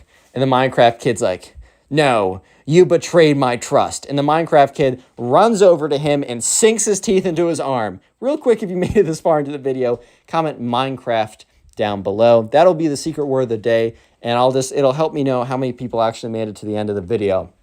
I really do appreciate it when you guys comment the secret word down below so I can see all the names and faces. And if you want to support the channel, just continue watching more videos after this one. Literally just watching more videos supports the channel more than you can ever imagine. And also, it's on Spotify. And if you do listen on Spotify, please rate 5 stars. And if you want to submit your own stories of Karen, spoiled kids, I don't know, Minecraft kids, crazy things happening in high school, submit them to either my Twitter or Instagram. You can do so by following me on those platforms and then DMing me on there. By the way, join the Discord server, link in description. Use code ConnorPugs for 10% off gamer subs. Helps you, helps me. And let's get right back into it. So Chris looks down at his little cousin who has bit him at this point. The little cousin has sunk his teeth into Chris's skin. Thankfully, he doesn't break it and draws blood or anything. And he's just looking at it. He's like, oh my God. And like, he shakes him off. He's like, dude.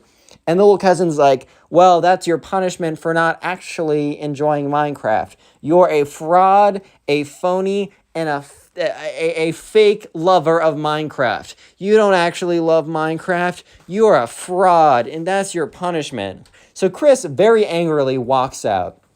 And like, you know, the Chris's mom and his Chris's aunt are looking like, oh, what just happened? And Chris is like my little cousin like just bit me because he says I'm a fraud.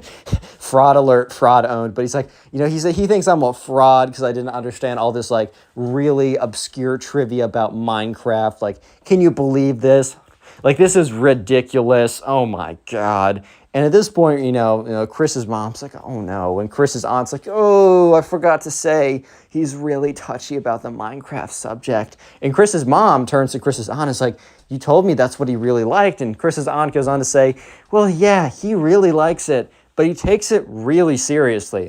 And if you say you like Minecraft, he assumes that you like it at his level. And he's had so many people before say that they like Minecraft, but they just like it casually, that he now thinks that, well, anyone who says that and doesn't know all the obscure trivia that he knows is a fakester, a fraud, or a phony. At this point, you know, Chris is kind of just like, well, why didn't you tell me this before? And you could hear the little cousin screaming, get that fraud out of here, Mom. I don't want to hang out with that fraud. And sure enough, Chris's aunt goes into that room. You can hear her say like, you better behave yourself. This is unacceptable behavior. You hear me? This behavior is unacceptable, and I won't stand for it. I simply won't stand for this. You only see your cousin like once a year. This is insane. And Chris is kind of just listening to this, and Chris's mom's like, Chris, I'm so sorry. I did not know.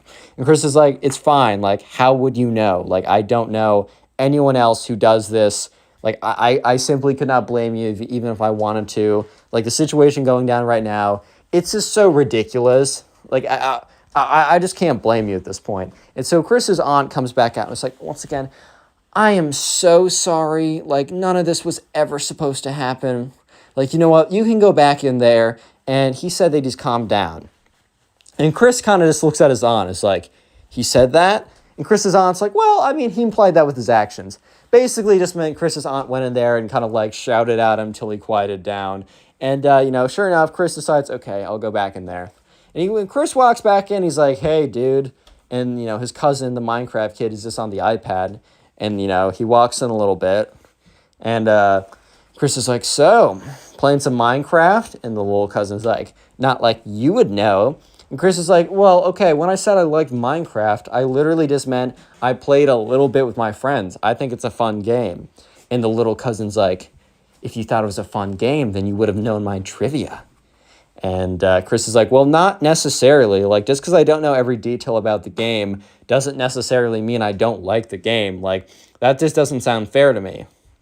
And Chris is like, you know, I don't know. Like, I enjoy playing with my friends. Doesn't mean I don't watch it on YouTube. So that trivia question about knowing that guy, like, it doesn't matter. Like, I really don't understand why you bit me. And, you know, the little cousin is just, like, playing his Minecraft, but then he pauses his game. So, you know, it's about to get real serious, right? And he closes out his iPad. He's like, I bit you because you're a fraud. You're a fraud who says he likes Minecraft, but really doesn't. Little kid turns around, jumps, and bites Chris on the other arm. And Chris is like, oh my God, pushes him off again. Chris storms out of that room and goes over and is like, Mom, he bit me again. And Chris's mom's like, oh dear. And his aunt's like, oh. Chris's aunt runs back into the room, shouts at the Minecraft kid again, and shuts the door. And is like, Chris, you know what? I haven't seen you in a while. How about you stay out here with your mom and I, and we'll just have a discussion here. You and your cousin can, you guys can meet each other again, maybe in a couple years, when he's out of this phase. hopefully this is a phase. I really hope this is a phase. So the final Minecraft kid story, we're going to call the subscriber who submitted it Bart. Because if you couldn't tell, I got Peter, Chris, and Bart, Family Guy, Simpsons. I'm trying to do themes with these names now. Just keep myself interested. Anyways, though, right? So, Bart was in class, and he was in 3rd grade at the time. He was on the younger side for sure. I don't know exactly what grade. This could have well been 2nd grade, but let's just say 3rd grade just because. And so what they were supposed to do is they were assigned that, they could choose any country in the world, and they got to decide, they would have to research it, make a little presentation, and eventually present it in front of the entire class. So there was a kid in class who we're just going to call the Minecraft kid. He wasn't even that obsessed with Minecraft. He just really enjoyed the game. And it gets interesting because the Minecraft kid, he mixed up basically, right? He mixed up the nether, like in Minecraft, and the Netherlands, like the place. So anyways, right, it's the day that they're presenting. Bart is sitting next to the Minecraft kid, and he leans over and he's like, "Hey, dude, like, where did you choose?" And he's like, "Oh, the Nether." And Bart's like, "What? Like, you have to choose a country?" And the Minecraft kid's like, "Yeah, it's next to like Sweden, Norway. It's like in that part of Europe." And Bart's like, "Oh, okay." So Bart knows about the Netherlands, right? He just kind of thinks that, the Minecraft kid learned like a shorthand way to call like, oh, maybe the cool people call the Netherlands the Nether, and I just don't know any better. The thing is, though, so Bart went up, he did his presentation, it was totally fine. But the Minecraft kid, he went up to go do his presentation. And the thing is, right, when the Minecraft kid went to go look up, like, the Netherlands, right, he must have written down the Netherlands wrong and wrote down the Nether and maybe couldn't read the rest of it. So when he typed into Google the Nether, he got, like, Minecraft Wiki. He got articles about the in-game Minecraft universe, the Nether. And he actually ended up, because, look, he's in 2nd or 3rd grade. Reality and fiction is kind of a blurred line for kids at that point. So he went up there and he did an entire presentation talking about, like, here's photos, and he literally took screenshots from, like, a really good texture pack of the Nether. He's like, up here, like, this far up into Europe, he's like, it's really fiery. It's there's these floating fire monsters. There's these like pig creatures that come after you if you provoke them. And the entire class like is just looking at him like, bro. And the teacher just has this smile on his face like, okay, how are we gonna handle this, boys? Like, how are we gonna go about this? And the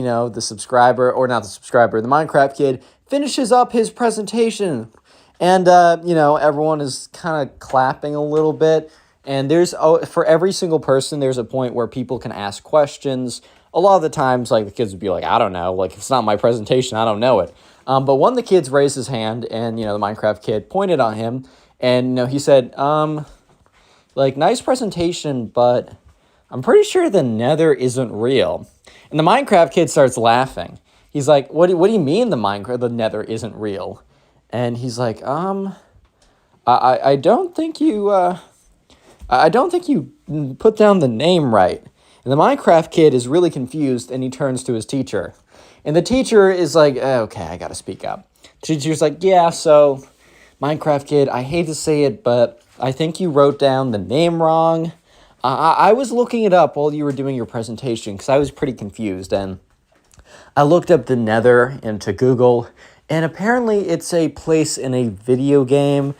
You were supposed to do the Netherlands.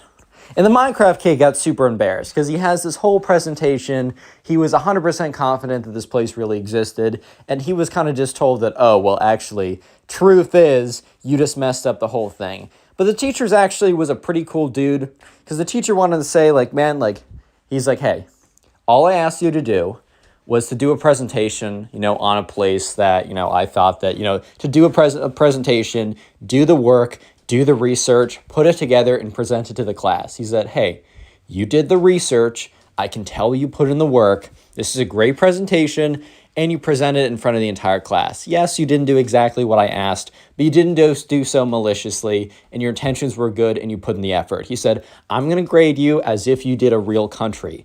And, the Minecraft kid was very happy to hear this because he more or less kind of like dodged a bullet there. Because I'm sure the Minecraft kid and Bart especially, like when Bart was sitting there, he was worried for his friend because he was friendly with the Minecraft kid. He was worried that he was going to get like a check minus. Basically, they had check plus, check, and check minus as their system. They got grades when they were older, but he was afraid he was going to get a check minus, or maybe, the teacher wouldn't understand and would call up his parents being like, your son isn't taking this class seriously. When the son was taking it seriously. He just didn't understand the instructions. He didn't get the memo, right? And it's cool to see teachers like this really come together and understand that, if the intention is good and the work was put in, really that's all that, you're supposed to be doing in school. So the Minecraft kid sat down and Bart turned over like, hey man, I'm sorry that I didn't say anything.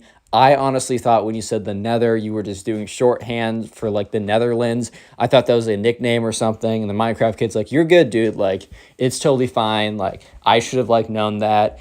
And, and Bart was like, dude, there's actually a cool presentation. Like, I kind of like Minecraft myself. And, I learned a thing or two about Minecraft. Like, if I'm going to speed run the game, I'll think about your presentation. And, the Minecraft kid took that, like, pretty nicely. And he smiled back. And, after that, the Minecraft kid actually got a check plus for his presentation because the Minecraft kid put in a check plus worth of work. And most kids got check pluses. Some got checks if they really clearly didn't put in any work. But the majority of kids got check pluses, including the Minecraft kid, who did a presentation on the Nether, which I just thought was pretty funny, but also W teacher. 100% W teacher. He gets it. He's the GOAT. Anyways, if you want to support the channel, keep watching videos after Click this on the one. video Thank on you. screen Bye. right now. I know you'll enjoy it. Just click it. Do it. How's it going, everyone? Hope you're having a good day, because today we have a pretty crazy story of this Minecraft kid who believes that after playing Minecraft that he needs to go back to his caveman roots. And going back to his caveman roots literally just meant not showering, I guess. And he thinks that this will get him all the ladies. Let me just say that that may or may not be the case, but you'll have to wait and see. So anyways, sit back, relax, subscribe to the channel if you are new, and let's just jump right into this. So we're going to call the subscriber who submitted this story Alex. And by the way, my Instagram is in the description. It's also Connor Pugs. Go follow me there, and you can submit stories like this to me on there. I'll get to them when I get to them. And anyways, so Alex was in 8th grade, and he had this kid in his class who we're going to call Ben. Yes, we're bringing back the name Ben for random secondary characters. And anyways, right, Ben was like, he wasn't like super into Minecraft. Actually, he knew nothing of Minecraft until like a couple weeks before the story. And that's when he was introduced to the game by one of Alex's friends. We don't need a name, right? And anyways, right, Ben got super, super into it. Alex doesn't really know how Ben didn't know what Minecraft was. Like, it wasn't like Alex wasn't, or it wasn't like Ben wasn't on the internet. Like, I think Ben might have heard of it, but he didn't know what it was. So when one of Alex's friends introduced Minecraft to him, Ben basically disappeared for like 2 weeks. Like, he went to school and everything, but he stopped being on social media, disappeared as soon as he could, like, didn't show up to anything. He was just in his room for as long as he could, playing Minecraft. And I don't mean, like, I don't know, like parkour servers like this, or player versus player servers. I mean, he was playing, like, vanilla, straight up, your traditional Minecraft. That's all he was doing, and he was in love with it. And 3 weeks later, he came into school one day, and he's like, Alex, buddy, I need to tell you something, a revelation I've come to. And Alex is like, yeah, what's good, dude? And Ben's like, brother, we need to return to the caveman days. I was playing Minecraft a couple days ago, and I came to a realization that we need to return to our caveman roots. And I have started that already. Alex is like, what do you mean by that? And at this time, Alex was noticing quite a pungent aroma coming from Ben, right? He didn't want to say anything. He didn't want to be mean. He didn't want to be, cruel or anything. But let's just say that, Benny old boy was not smelling the greatest. He was kind of, he had this essence, this odor, this aroma, some might call it, that, wasn't the greatest, to put it lightly, right? So anyways, Alex or Ben goes on to say, yeah, so I've been playing Minecraft, and it just feels so good. It feels so natural. I mean, yeah, playing a block game feels natural, but whatever. I like Minecraft. I'm not saying it's not, but he goes on to say, and I realized that, my failures in the lady department, the reason why women don't love me is because I'm too much like I'm too much, I'm not like the natural man. And when they see me as the natural caveman, they will instinctively fall in love with me. And Alex just looks at Ben. It's like, Ben, I don't know where you're going with this, but I really don't have a good feeling about this. And Ben's like, Alex, I'm here to convert you to my ways. And Alex is like, what? And he's like, are you trying to like sell me an MLM or something? Like, where are we going with this? And Ben is like, no, Alex. Return to the caveman. Return to the caveman, Alex. This is what Steve has taught me. And Alex is like, Ben, are you okay? Like, if you need help, like, I can help you get. He's like, no, you need help, man. You don't understand. He said, look, I've returned to my caveman roots by not doing any of the showering that is in our modern day societies. You really think putting chemicals in our hair and rinsing it with fake water? Alex is like, fake water? What are you? He's like, these are details. These are details, Alex. Don't question it. It's whatever. You don't understand. The natural aroma that comes from the human body has been programmed for trillions of years. And Alex is like, I don't think humans have been around for trillions of years. And Ben's like, that's not the point. The point is the aroma, the natural musk. Sure, you can buy cheap garbage from, like, I don't know, Armani or Gucci. Their fragrance is terrible. They'll destroy the brain cells. But the true caveman odor is what Steve has taught me. And Alex is like, so are you going to, like, I don't know, spend more time outside, get more sunlight, exercise, eat like not processed stuff like the caveman too? And Alex is like, whoa, or Ben is like, whoa, Alex, chill out. Let's not go crazy. Let's not go cuckoo banana mode on me, okay, man? Okay, man, is that good? Like, let's not go crazy. I'm not dropping everything for this caveman thing, but I am embracing the natural musk. And Alex just looks at him and says, so Ben, you're not really changing anything about what you do besides not showering. That's the only difference. And Ben's like, well, no. It's not just not showering. It's embracing my natural musk, my natural odor. It will instinctively make women love me.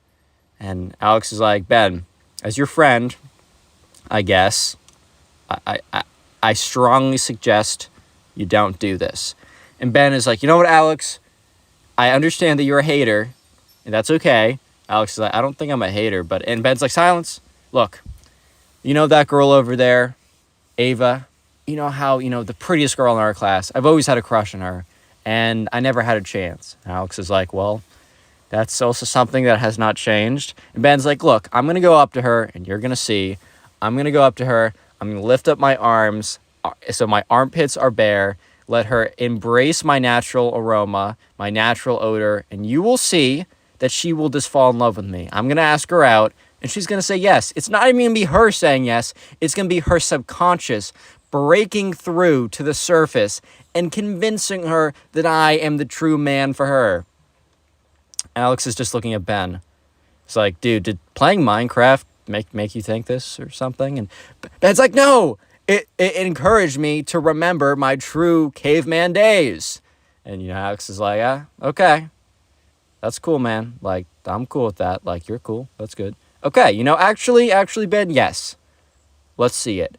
I will, too, embrace the caveman if Ava goes out with you because you smell bad. And Ben's like, I don't smell bad. I smell natural. If that is bad to your nose, then you have a bad nose. And Ben's like, or Alex is like, all right, I got bad nose. That's not great. Ben's like, you'll see. Anyways, next day comes around, and Alex is sitting with his friends, and he explains, like, yeah, so Ben, right? And they're like, yeah, we know Ben.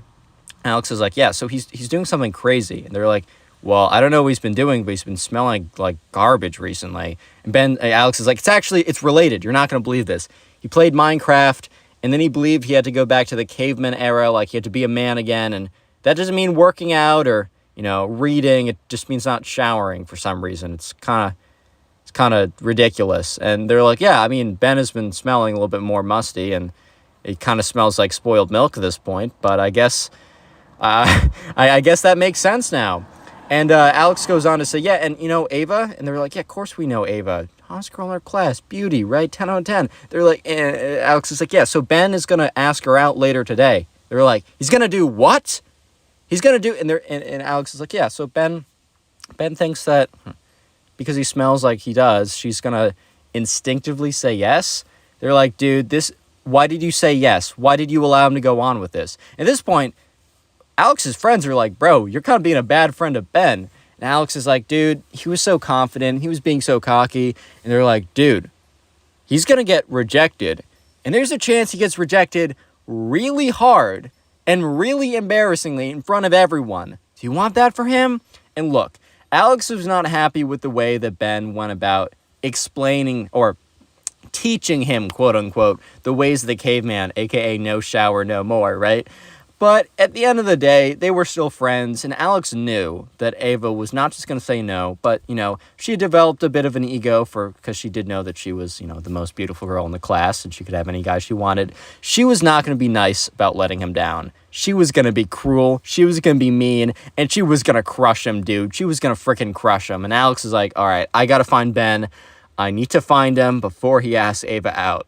And as Alex was saying that, he hears, or he looks up, and he looks at the table across, because they're sitting at lunch. He looks at the table farthest away, and that's where Ava and her friends were sitting, and Ben was walking up to her table. Real quick, if you made it this far into the video, comment Minecraft down below. And if you want to support the channel, one of the best things you can do is binge watch the videos. And please let me know in the comment section what you're doing while watching these videos. And also, final thing, a bit of a new request I have. If you haven't already done so, if you have a TikTok account, go follow my TikTok. It is Connor Pugs. I have about 7,000 followers on there. I'm reposting clips from here. I'm just trying to reach a new audience on TikTok and hopefully bring them to the family over on here. And if you could even just following me in there and occasionally watching my videos, basically no one watches them on there, and I need a little bit of traction from you guys to help them reach new people, and I really would appreciate it. Anyways, let's get back to the story before I bore you guys. And also, if you're going to buy some gamer subs or any of their stuff, wait about a week. I have a pretty cool surprise coming for you guys. But anyways, enough of teasing that. I can't say too much right now. Anyways, right, so Alex looks over and he notices that Ben is walking to Ava's table. And he's like, oh my God, no, this can't be happening. And he goes and he starts to like walk over, and the people Alex was sitting with are like, Alex, go, he's gonna do it, don't let this happen. So Alex is basically sprinting over to the table, but he doesn't get there in time, and he kind of stops. He's like, no, I'm too late. So Ben goes up to Ava and goes, Ava? And Ava looks up and is like, yes. Oh my, the next part's the most ridiculous thing I've ever heard. Ben goes up to her and literally lifts up both of his arms. You know how, like, after you run and you're, like, really exhausted, you'll put your arms above your heads to, like, make it easier to breathe, right? Or you're told to do that or whatever, right? That's basically what he did. And you could see Ava's face. Like, first you saw her nose kind of twitch as she was smelling what was going on. And then you saw her eyes water, her face crunch up. And you could almost hear like like it was a bad smell. It was not good. And Alex is like, oh no, oh my God, I'm partially responsible. Oh my God, I'm partially responsible, man. This is on me. Anyways, Ben goes on to say, so Ava, now that I've let your senses acclimate themselves, and if you have any primal urges, wink wink, that are coming up from the surface that are breaking through, would you like to go on a date? You know what, let's just skip that. Would you like to be my girlfriend? And Alex is like, in his head, he's like, no, Ben, no, and so sure enough, Ava's just looking at him, blinking, not even responding, not laughing or anything. She's just blinking because she's just so dumbfounded by did this kid just straight up ask me out? Because remember, Ava and Ben, they're not friends. They're not dating each other. They're not close like that. What? And he also smells terrible. And Ben is like, if you don't know your answer yet, maybe you'll know it in a second. And Ben literally gets closer to her and like pushes his armpit in her face. And she's like, ew, get away from me, and kind of pushes him back. He's like, looks over at Alex, and Ben's like, yells over, don't worry, Alex, don't worry, give it a second, you'll see, man, You'll see. It's crazy. You're not going to believe it. She's going to fall in love with me. And Ava looks up. Fall in love with you? I don't know who you are. I don't know who you are. I just know that you're a guy who came over here and is smelling terrible and is pushing his stinky armpits in my face. No, I will not go out with you. And like at this point, everybody in the cafeteria has turned their heads. Everybody has turned their heads and is looking at this because it's a scene. It's a spectacle. I mean, Ben is standing up there with his greased out armpits, and Ava, known as the prettiest girl in the class, has just demolished him in front of everyone, spectators of the entire class. And at this point, there's an awkward silence because people have stopped speaking. Like, they have stopped speaking because they want to hear what's going on. And Ben is like, I see.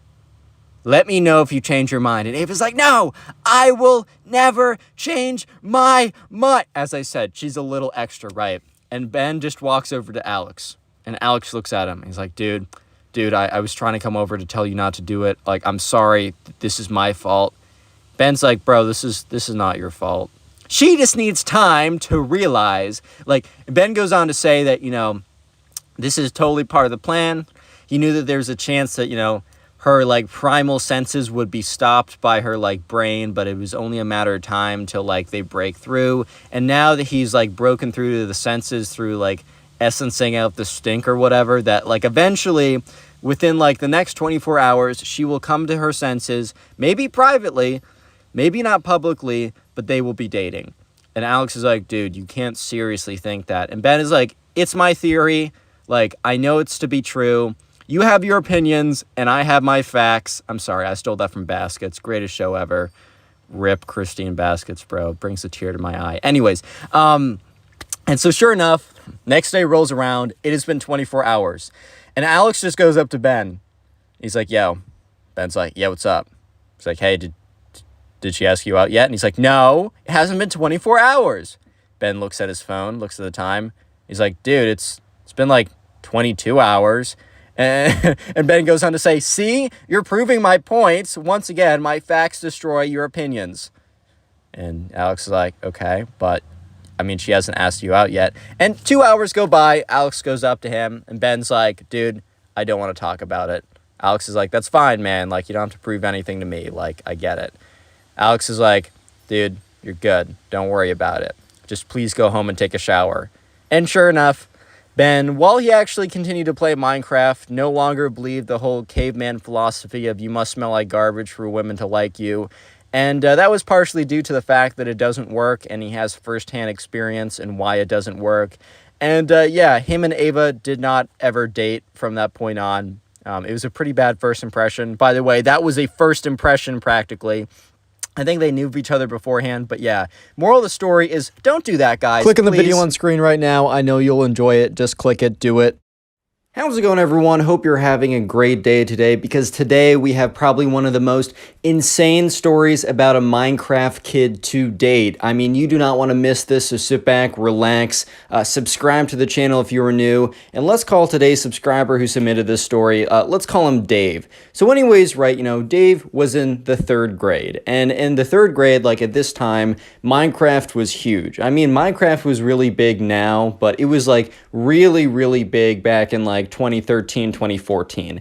Dave is quite older, but this is a story from back in his childhood. So anyways, right, one thing that was starting to get pretty big, 2015, 2016, I don't totally know exactly when this story happens, was something called, Minecraft PvP, where basically people would fight each other in Minecraft. And there was this kid in Dave's class who we're going to call Ben, because of course we're going to call him Ben.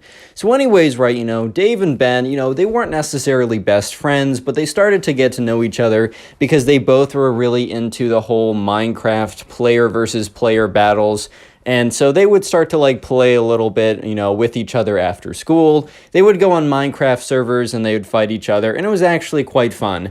So Dave and Ben started to become friends in class. And the thing is, though, Dave was not friends with Ben after what is about to happen, which is absolutely crazy, but you'll have to wait for that one, right? So anyways, right, Dave and Ben, they're talking at recess. So there's a swing set at this school's recess, at the school's playground. So Dave and Ben, they're both on the swings, and, Ben is like, man, I don't know. I really don't like Miss Davenport. So Miss Davenport's going to be the name of their teacher for their math class. And Dave's like, dude, I know. She's the worst.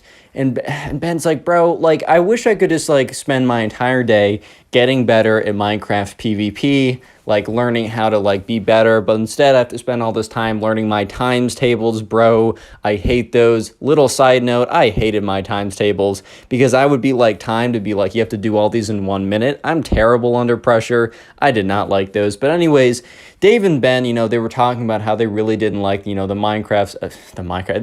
math they had to do in their class, and how they thought that their teacher was, like, extra mean, even though Dave tells me in retrospect the teacher was actually super normal. Like, she was, like, honestly just trying to teach them the fundamentals of math that they would need for, like, the next 7 years of schooling. But at that time, Dave and Ben, the Minecraft kid, they just didn't get that. So Dave and Ben decided that, they were going to pull a prank on their teacher to somehow get more time to play Minecraft. So what they were going to do is they were going to find a way to bring their, like, computers into class and to play Minecraft, like, during class so that they can... Because, like, what they were thinking is Dave and Ben, the Minecraft kid, were like, you know what?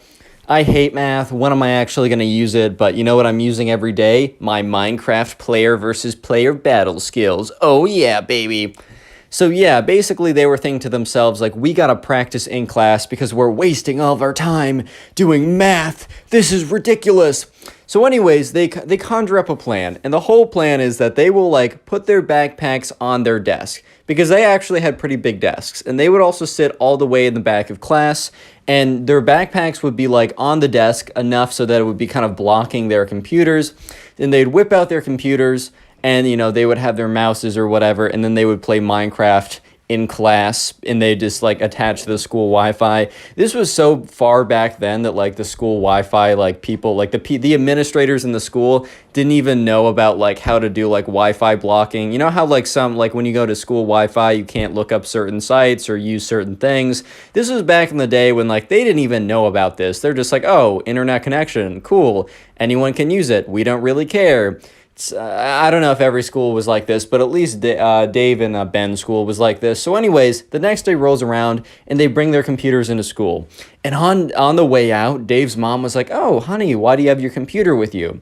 And, Dave was like, I need to think quick on the spot. He's like, we need it for class. And Dave's mom's like, oh, cool. So anyways, Dave goes into school. He meets up with Ben before class.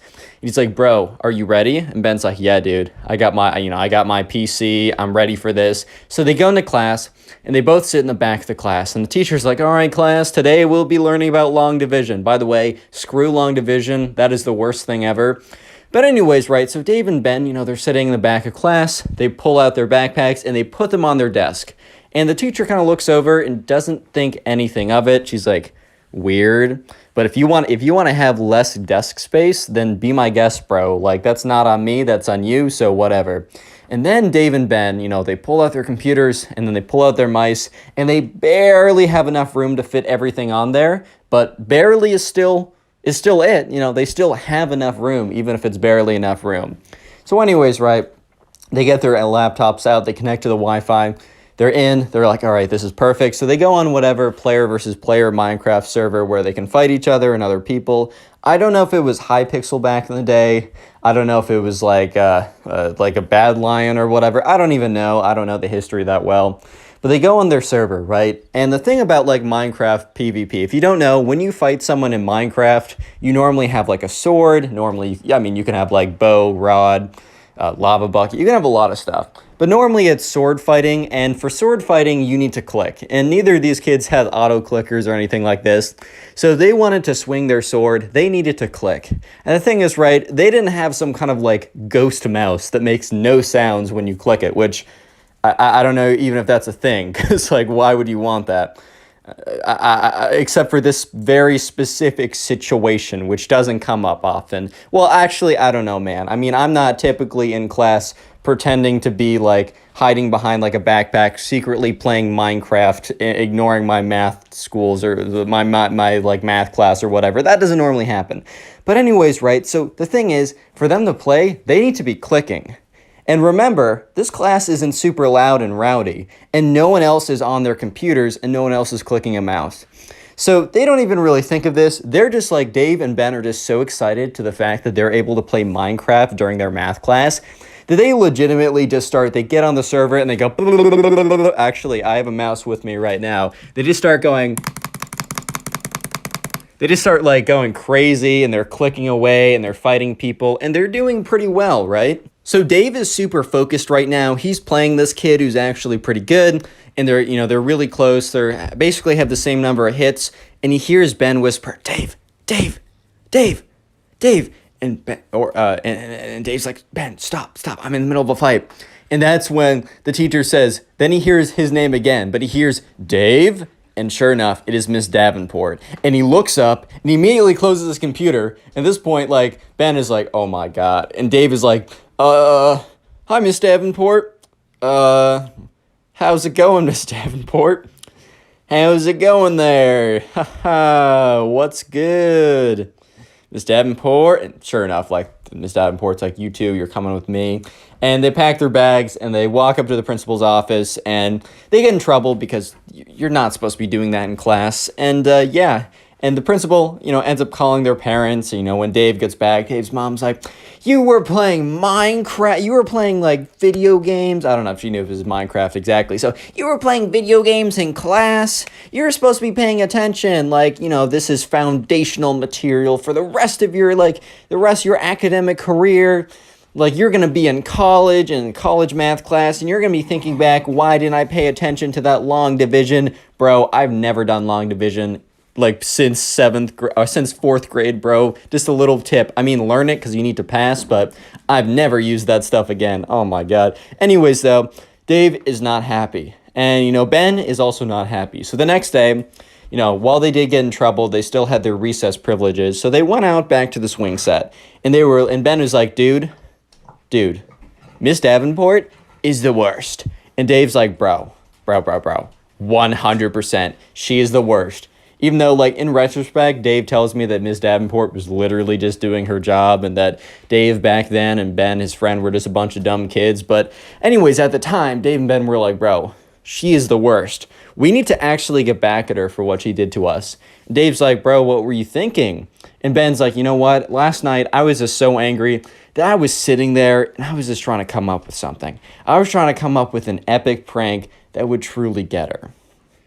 So Dave and Ben end up doing something which you guys will hear in just a little bit. That is something that I have to do a little bit of a disclaimer. Do not do this. I have personally never done it, and I actually don't know anyone who's done this. And it's also pretty illegal, and it's a jerk move, and you should never do something like this. That's just my disclaimer coming from me, so I can freely tell the rest of the story.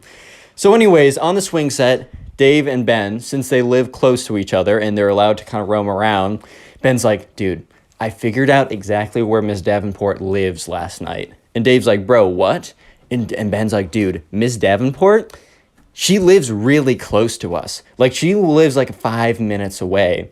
And Dave's like, bro, okay, what do you want me to do with this information? And Ben's like, dude, my mom just bought eggs. And she probably, so much stuff goes in her fridge, she won't notice if she loses some eggs, right? And Dave's like, bro, Ben, I don't understand what you're trying to say. And that's when Ben says, you and me, tonight, we're going to go egg her house for what she did to us. Real quick, if you made it this far into the video, comment door down below.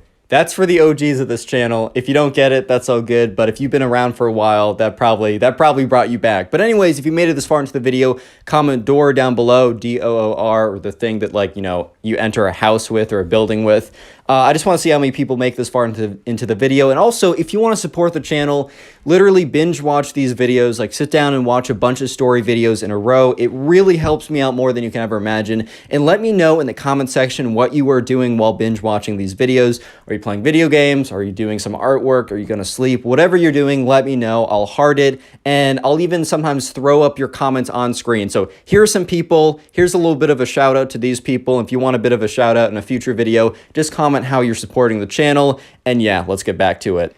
So anyways, right, at this point, Dave and Ben, you know, they kind of commit to, you know, doing the thing that they're going to do.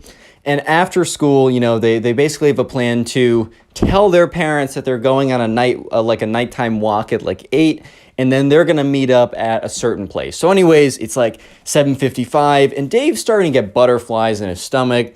Like, this is really crazy. He's starting to feel really, like, weird about this, but he's like, you know what, screw it. I'm just going through with it. So it's 8 o'clock. He walks out there, and he meets up with his friend Ben, and sure enough, Ben has 4 eggs in his hand. So they're not going to, like, you know, they're not going to load up a Gatling gun with 1,000 eggs and completely, like, I don't know, they're not going to turn her house into an omelet or anything like that, but they're still going to egg the house, which, once again, disclaimer, do not ever do. It's not even, like, cool or anything like that.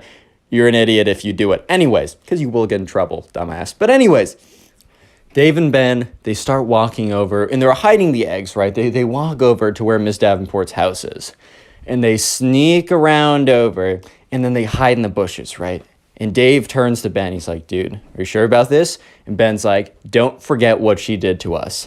And with that, Dave gets a little angry. He takes one of the eggs. He's like, on 3. And then Ben takes one of his eggs. He's like, all right. And Dave's like, 3, 2, 1. And then 2 eggs splat. And then he's like, all right, we got to fire this one quickly. They take both of them again. And sure enough, they got 4 eggs right across the side of the house, and this time they need to get out of there. So they don't run away, but they kind of like power walk away, and they kind of sneak out of there, and they watch, and they hear the door open, but by that time they are out of sight. So Dave and Ben quickly like power walk away, and they go out of sight, out of distance. They're like, oh my God. Oh my God, that was crazy. They're like, we totally got her. And Dave is like, we totally got her. And Ben's like, I don't know. And Dave's like, dude, we totally got her. Like, how could you want to get her more? And once again, Ben's like, I don't know, man. I don't know if that was enough. And Dave's like, well, that was enough for me. So sure enough, they go back home, they go to bed. You know, the next day they wake up and, they go to school and they're sitting and, once again, they go back to their swing set. And Dave is like, man, I don't know. I just don't feel satisfied with what happened. I feel like she deserves more. And at this point, Dave's like, bro, Ben, what do you mean? We got our house. We got her good. And Ben's just like, man, I don't know, Dave. Like, I just don't feel like we actually did get her good. I feel like there's still more that can be done. The wrong has not been righted. And Dave's like, bro, chill out. The wrong has definitely been righted, which, by the way, 2 wrongs do not equal a right, bro. But anyways, right? So sure enough, they go back to class. And they're sitting there, and, Miss Davenport calls on Ben. Ben doesn't know the answer, and it doesn't embarrass him in front of the whole class. But, bro, when you get called on, and you very clearly are not trying to have your hand raised because you're not trying to get called on, and the teacher calls on you in class, and everyone looks, and you turn around, and you're like, I have no idea what you're talking about. That's embarrassing. But apparently that was just like, that was the last straw for Ben. And as they're like, so their school is out, or not school's out, but school's out for the day. They're waiting in line to be picked up by their parents. And Ben walks up to Dave and is like, bro, I'm getting revenge on Miss Davenport for embarrassing me today. And, Dave's like, bro, what are you talking about? And Ben's like, dude, she's been crazy recently, and what we did was just like, it was a little drop in the bucket. It really means nothing. But I'm going to get her tomorrow, and I'm going to use my Minecraft skills to get her back. I'm going to put my training to good use. And Dave looked at him and had literally no idea what he was going to do. So he's like, okay, man. Cool. So anyways, the next day rolls around. And once again, before class, they're at recess and they're sitting on the swings. Dave and Ben always sit on the swings together. No one else really uses the swings, so they're kind of like, it's the place they always go to. And Dave is just talking, and Ben's like, bro, you're going to want to be in class today. And Dave's like, dude, of course I'm going to be in class. Like, what would I do if I skipped it? Sit in the bathroom, dude? Like, what? Because remember, they didn't really have phones then. I mean, phones were a thing, but since they were kids, they didn't really have it. But anyways, Ben goes on, bro, you're going to want to be there. And Dave's like, okay, like, do you want to tell me? And Ben's like, nope, it's going to be a surprise. But just know that Miss Davenport is not going to want to mess with me or anyone else, including you, after this. And Dave's like, okay, man, cool. So they get to class. And, Dave sits next to Ben. And he looks over. And there's something's weird with Ben's bag. And that's when Dave realizes, you know those like fake plushy Minecraft diamond swords that you can buy online, like the little toy things? Yeah, one of those, the handle of that was sticking out of his backpack. And Dave looks at Ben and is whispering like, yo, dude, why is there a diamond sword in your backpack? And Ben's like, bro, you're gonna see, dude. And Dave's like, okay. What? And Dave's like, bro, just wait. It's gonna be crazy. And Dave's like, all right, man, I'll trust you on this one. So sure enough, right, Ben is kind of just waiting to be called on. And sure enough, Miss Davenport's like, all right, Ben, can you answer this? Because she was going around just asking people. And Ben's like, Miss Davenport, I did not raise my hand. And Miss Davenport's like, well, sometimes I call on people. It's just part of the class. And Ben is like, stands up. He's like, that is the last time that you disrespect me, ma'am. And he reaches into his backpack and whips out his diamond sword. And Dave is like, oh my God, this guy's gone off the rocker. And he starts swinging it around like, and Miss Davenport's like, Ben, what is that? Like, why do you have like a little fake plastic sword or whatever? And Ben is like, you don't understand. He starts walking towards her, swinging it. Everyone in the class is dead silent. They're like, bro, this kid's gone insane. Oh my God. But anyways, right, so Ben is walking towards him with the sword. Miss Davenport's like, dude.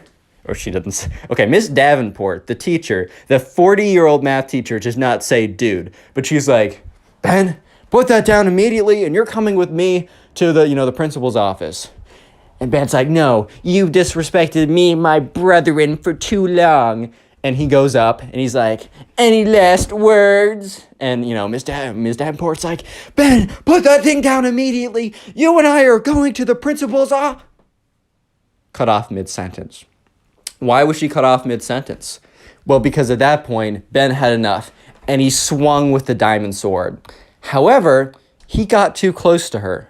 So when he swung with the diamond sword, he held the diamond sword in his fist so tightly that when he swung, he didn't hit her only with the diamond sword. He accidentally hit her with his fist that was clutching onto the diamond sword so tightly that he basically just square punched her in the face. And at this point, it was such, I know he's just a little kid, but just like the shock and the momentum and just somehow he got it just right that he went, whoopah! And Miss Davenport stood there for a second and then just collapsed on the floor. And everyone, their mouths were just gaping open. They were just like, oh, what? What? Huh? Oh, what is going on? What is going on? What? And so sure enough, one girl just runs out of the room immediately.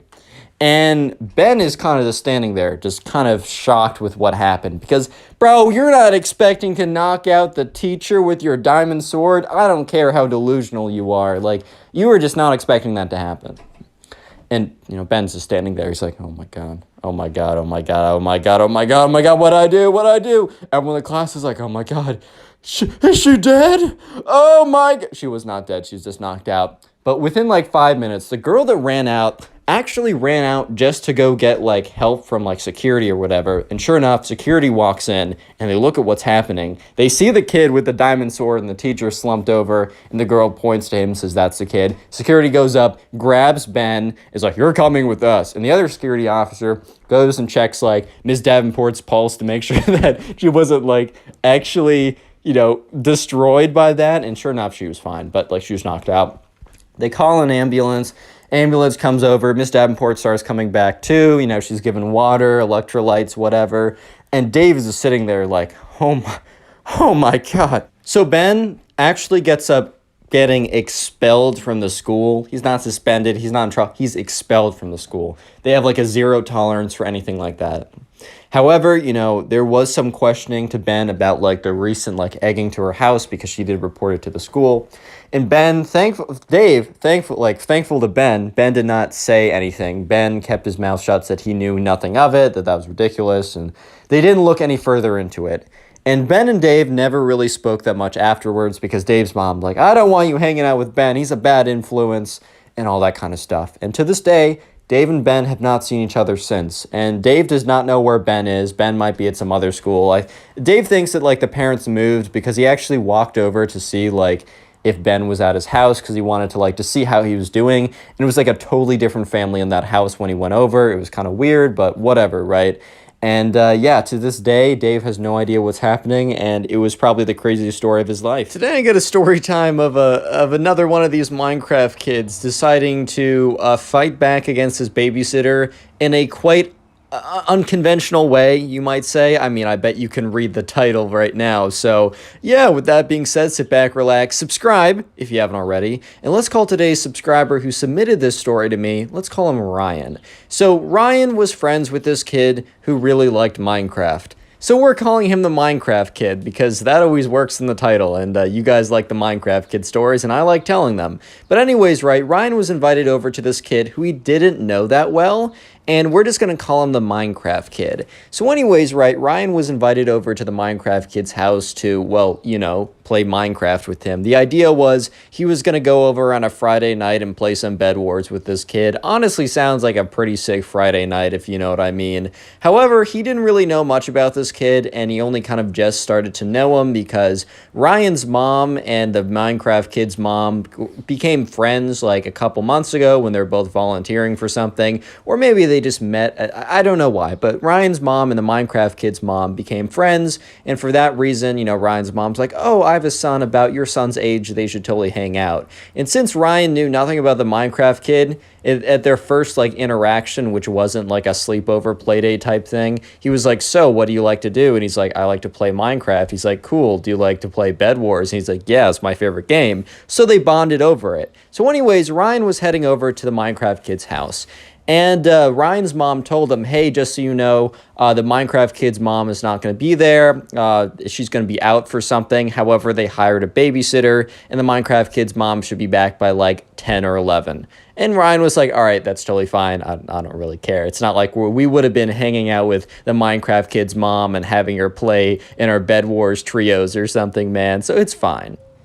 So Ryan gets over to the Minecraft Kid's house, and when he gets there, no one greets him at the door. He kind of stands there for a second, and he knocks on it, and he stands there for a little more time, and he hears noises coming from upstairs. And it's a 2-story house, and there's a window right above him, and the window is open, and he can hear noises. And you know what noises he hears? He hears block placing noises. He hears golden apple eating noises. He hears bed break noises. He's like, wait a minute. Bro, the Minecraft Kid is playing Bed Wars right now. And, Ryan was thinking that he would have yelled up to the Minecraft Kid, but the door eventually opened, and presumably the babysitter, or who we thought the babysitter was, which, no, was the babysitter. That isn't, the big secret of the story, but the babysitter comes and, opens the door and says, hey, so sorry, Minecraft Kid's upstairs. I'm, making dinner right now for you guys. It'll be ready in, 30 minutes, so make sure you're not in the middle of the game in, half an hour. And Ryan's like, all right, that sounds pretty cool. So he goes up the stairs,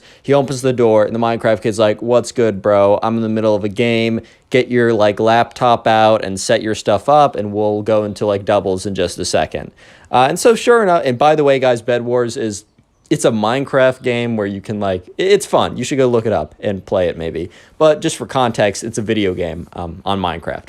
But anyways, right, so he sets up his gaming setup or whatever. He gets that all ready. And yeah, sure enough, the Minecraft kid eventually wins his game. Great work, Minecraft kid. Not so great work at later the night, as you can tell by the title. But yeah, anyways, Ryan and the Minecraft kid, they start playing some Bed Wars duos. Life's pretty good. And that's until they're in the middle of a game and it's really, really intense, right? It's getting really down to the wire. If you know a thing or two about Bed Wars, all the beds have been broken and they're really just both of them. Ryan and the Minecraft kid are super stacked. They have their golden apples. They have their diamond armor. Yes, they sweated to diamond armor. And the two people that were remaining were about as good as they were. And they were playing for all the marbles at this point, man. This was pretty intense. And that's when the babysitter yells, "All right, guys, time for dinner." And the Minecraft kid's like, "Well, 1 second." Yells down that, and you know, Ryan and the Minecraft kid are like, "All right, how are we gonna do this? Do we go in? Do we wait?" And the Minecraft kid is a big fan of like camping, which in a video game, when you're camping, that basically just means that like you're staying on defensive ground and you're waiting for the opponent to come to you, which in Bed Wars, if you're super, super stacked, that can kind of give you the advantage because you can always drop golems. You got hometown advantage if you have the regen thing. Camping is an okay strategy, super late game, but that also means that the game's going to be a long time. And Ryan says to the Minecraft kid, "Hey man, do you think we should like be aggressive and we should be the one attacking them? Because like, you know, our food is like dinner is ready. Do you think we should just go do that for the sake of doing that just so we can, and we'll play another game when we come back?" And the Minecraft kid's like, "No, like I know that we'll win. Like we have prot 4 diamond, they don't. But if we go to them, there's a chance that they knock us off, we fall while going, they fireball us over. It's just a lot more dangerous to go over." He said, "We're staying here." And Ryan, who doesn't really care, he's like, "All right, man, sure, we'll stay here." And then, you know, a minute later, the babysitter says, "Guys, you don't want dinner to get cold." The Minecraft kid's like, "1 second." Which it wasn't going to be a second. Like, it was going to be probably like 5-10 minutes on average remaining of the game. And so, yeah, Ryan and the Minecraft kid were waiting it out. And the thing was, the other team was camping too, which basically means that they were both just collecting gear and such, and they weren't attacking each other. So then the babysitter was, you know, yelled up again, like, "Guys, like, come on, like, I made you something. Like, I told you not to be in the middle of a game." And he's like, once again, the Minecraft kid, instead of saying, "Hey, I'm so sorry, can we be down there in 5 to 10 minutes? Like, I apologize." He's like, "1 second!" He just keeps yelling down 1 second. And the babysitter kind of did something that she probably shouldn't have. Like, it just wasn't that deep, but I think the babysitter was kind of getting mad that, you know, they just were refusing to come down when, you know, she was sweating out some good food or whatever. So the babysitter, what she does is she goes to the Wi-Fi router, and yes, you can probably already guess, unplugs it and replugs it, which basically, if your Wi-Fi, at least in my case, whenever my Wi-Fi is super slow or just kind of sucks, I go to the Wi-Fi modem or router or whatever. I go what am I saying? I go to the Wi-Fi router, and I think I combined router and modem. My fault. I go to my Wi-Fi router or box, unplug it, replug it. Wi-Fi's down for like 5 minutes, but then it comes back nice and fresh and clean. However, the Wi-Fi goes down. So basically, right, Ryan and the Minecraft kid are in the middle of a match, and like they start to go to like buy something from the store, and Ryan's clicking on it, but it's not registering it. And Ryan's like, dude, I think I'm disconnecting. And at this point, right, if you disconnect, you lose. And the Minecraft kid's like, no, it's not working. Why can't I place blocks? Why are things not registering? And then both at the same time, they get a message, like, not kicked, but like, it disconnects from Hypixel, like no connection. And the Minecraft kid's like, no! Starts slamming his fist. And Ryan, who doesn't really care, and looks at the Minecraft kid, and Minecraft kid was like, I was on a 99 win streak. I won 99 games in a row. I was going to go to 100. I've been recording the whole thing. I was going to clip it and post it on YouTube, man. I was about to get 100. Basically, he was pretty upset. So Ryan and the Minecraft kid, Ryan just looks at the Minecraft kid and be like, all right, man, I'm so sorry. Like, we'll grind it out tonight. We'll get you back to at least halfway, which was a lie. They were not going to play, nevertheless, win 50 games in a row. But, you know, Ryan's just trying to calm the air. And he's like, yeah, man, don't worry. We'll get back to it. So they walk down, and the babysitter is waiting there. And she's like, guys, like, I asked you to come down. If you weren't going to come down, you should have at least told me. And I would have put it back in the stove. Now the food is cold. It really took me, you know, turning off the Wi-Fi to get you guys to come down. Teenagers these days. Or not teen, I guess. She's a teenager. She's the babysitter. I guess preteens these days. And that's when Ryan is like, oh my God, she turned off the Wi-Fi. That's why we frozen the game. And Ryan looks over at the Minecraft kid, whose face, he just stood there. Like he's been frozen by like a spell that turns you to stone. He's just frozen there, looking at her. His like jaw starts to slack a little bit, like, oh my God, it was you. It was you who got in between me and the 100 Bed Wars win streak. Real quick comment, Minecraft, if you made it this far into the video, as that will be the secret word of the day. And if you want to support the channel, as always, just go ahead and binge watch several videos or a bunch of videos whenever you have the time. And let me know in the comments if you do this, because it really does support me more than you can probably even imagine. It boosts the channel. YouTube likes watch time anyways. So right now, remember, Ryan and the Minecraft kid just lost in a very important game for the Minecraft kid. He almost got a 100 win streak, which is pretty impressive, I'm not gonna lie. But unfortunately, the babysitter, who kind of like overreacted a little bit, got mad and unplugged the Wi-Fi, and that made them lose the game that they probably were actually going to win. And so when they walk down, they have no idea that the babysitter was the reason why they lost the game, until the babysitter is like, oh, guys, like, I really had to pull the Wi-Fi plug to get you guys down here. Like, crazy how like preteens are these days, or kids on their phones too much, like one of that like old man behavior type thing, even though this girl was like 17 or something. And the Minecraft kid is just so angry. He's like, you're the reason I lost my Minecraft game. And she's like, sorry, like, should have come down faster, or should have at least told me. And she goes to sit down, and Ryan is also like, all right, well, this is going to be a little awkward, but whatever. I'm still going down to sit down, like, whatever. Like, he's not going to react that ridiculously. How do I say this? Yeah, no, he acted ridiculously. The Minecraft kid waits until the girl sits, or the babysitter, she's 17. I guess she's still like a girl, I guess. She is, I don't know. She waits till the babysitter, right, sits down. And when the babysitter sits down, the Minecraft kid runs up to her, grabs a chair. This is like the most ridiculous thing I've ever heard. Grabs a chair, turns around, pulls down his pants, and rips up. Dude, I'm 19 years old, and I'm telling you about Minecraft kid revenge farting in someone's face. I'm doing it. I'm going through with it. I'm too far in the story to turn around. The Minecraft kid, after getting on the chair, ripping down his pants, farts in the babysitter's face, directly her eye while it was open. If you don't know, the reason why the fart smells bad, because there's a lot of gross particles in it. And when the gross particles get into your eye can get infected, and it can be really bad. So the babysitter legitimately falls out of her chair and starts like screaming, because like because apparently he really ripped one. He really ripped one, man, and her eye was open, and it was really close. And Ryan was like, well, so this kid and I have one thing in common. We like Bed Wars, and we have nothing else in common, and this will probably be the last time I ever hang out with him. And, yeah, so the babysitter's like, what did you do? Why would you do that? Like, that's so ridiculous and disgusting. Like, my eye, it burns. Oh, my God. Oh, my eye, it burns. Like, why would you do that? Like, And Ryan looks at the Minecraft kid, and the Minecraft kid is literally laughing. He's like,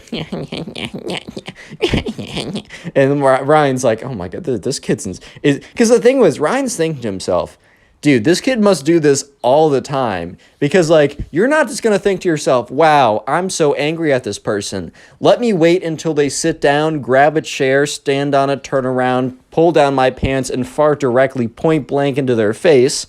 That's just not something that comes to you in the heat of the moment. I mean, maybe I'm just built different from all you guys. I really don't know, but that definitely doesn't come to me.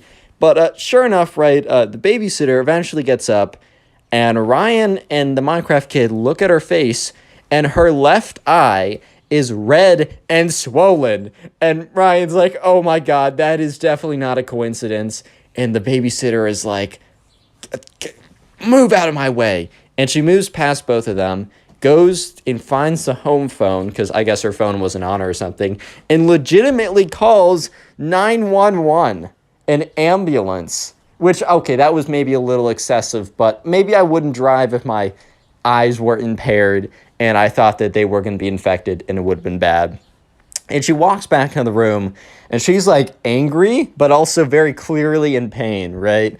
And she's like, her hand is over her eye, and she's like, you, like, why would you do that? The Minecraft kid's like, well, I was actually on a 99 win streak, and you pulled the plug, and I lost my 99 wins. She's like, and you projectiled all your stuff out of your butt. Oh, God. How can I have a straight face and tell the story? Anyway, she's like, and you probably gave me a raging infection. My eye burns. Like, if I lose sight, I'm suing your She was getting mad. And eventually, right, the ambulance does come. She explains the ridiculousness of the situation. The guy, she sits in the ambulance, drives to the hospital. They check her out or whatever. But remember, this is from Ryan's perspective, so we don't exactly know what the doctor says. Ryan's mom, who got really invested in the situation afterwards, said that, like, the doctor's, like, her eye is fine now, but the doctor said that, like, it really could have gone south if she didn't go there, like, immediately, which is insane. So anyways, right, Ryan and the Minecraft kid are legitimately just in this house alone, and that's when the Minecraft kid's mom comes back early, super angry and upset, because the babysitter sent a message to, his mom explaining everything and why that she had to leave the premises immediately. So the Minecraft kid's mom had to leave whatever she was doing to come back, and she was like, walks in, she's like, you, turns to the Minecraft kid, like, you did it, you pulled a face fart on someone again, we've already talked about this.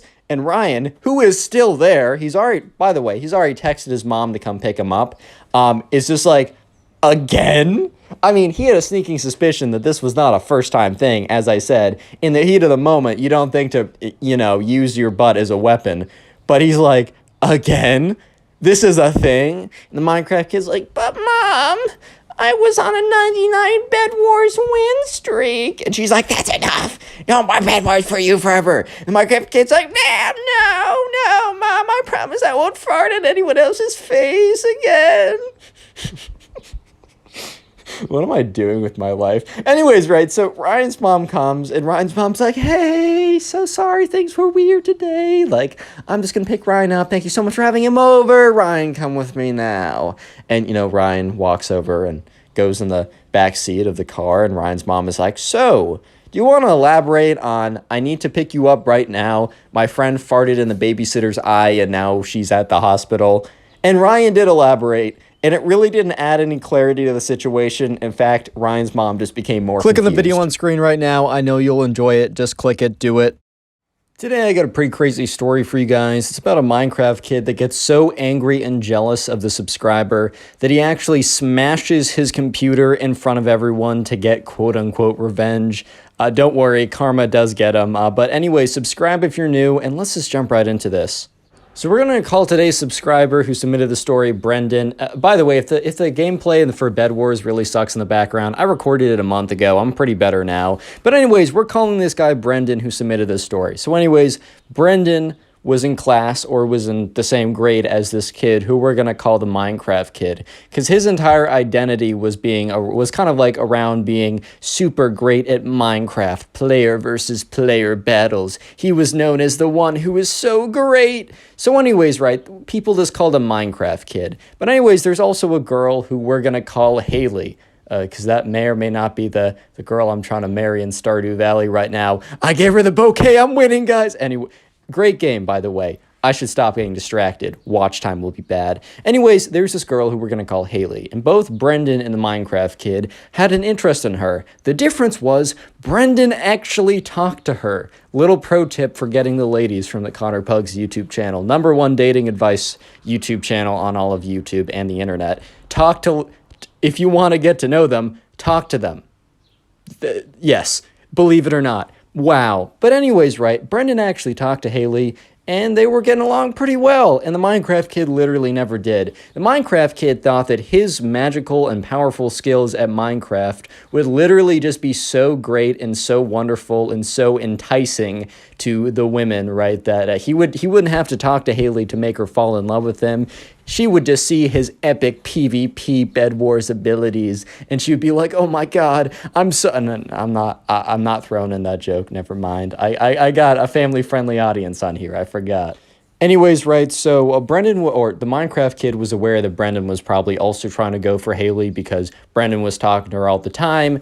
The word on the street was that, Brendan and Haley, oh my God, they're going to be a thing soon, dude. They're in 6th grade. Like, that's how it goes. Oh my God, are they going to get to 5th base, aka holding hands? Oh my God. Anyways, right, so the Minecraft kid comes up to Brendan one day. And remember, Brendan and the Minecraft kid aren't necessarily boys. In fact, they don't even know each other that well. But the Minecraft kid is like, "So, I see that you're trying to court Haley." And in Brendan's mind, he's like, "Bro, this is 20 whatever, right? I think this story was a little old. I'm not sure. I actually don't know when this story happened. It was submitted to me on my Instagram. You can go follow it. You should go follow it." Anyways, Brendan's thinking to himself, did this guy just say court like it's literally the 21st century? Are you serious? And then the Minecraft kid goes on to say, I offer you a quest, or I ask you that we duel in Minecraft to decide who will get Haley's hand in dating. And, Brendan was kind of just like, in his head, he's like, all right, well, first of all, I'm not dating her.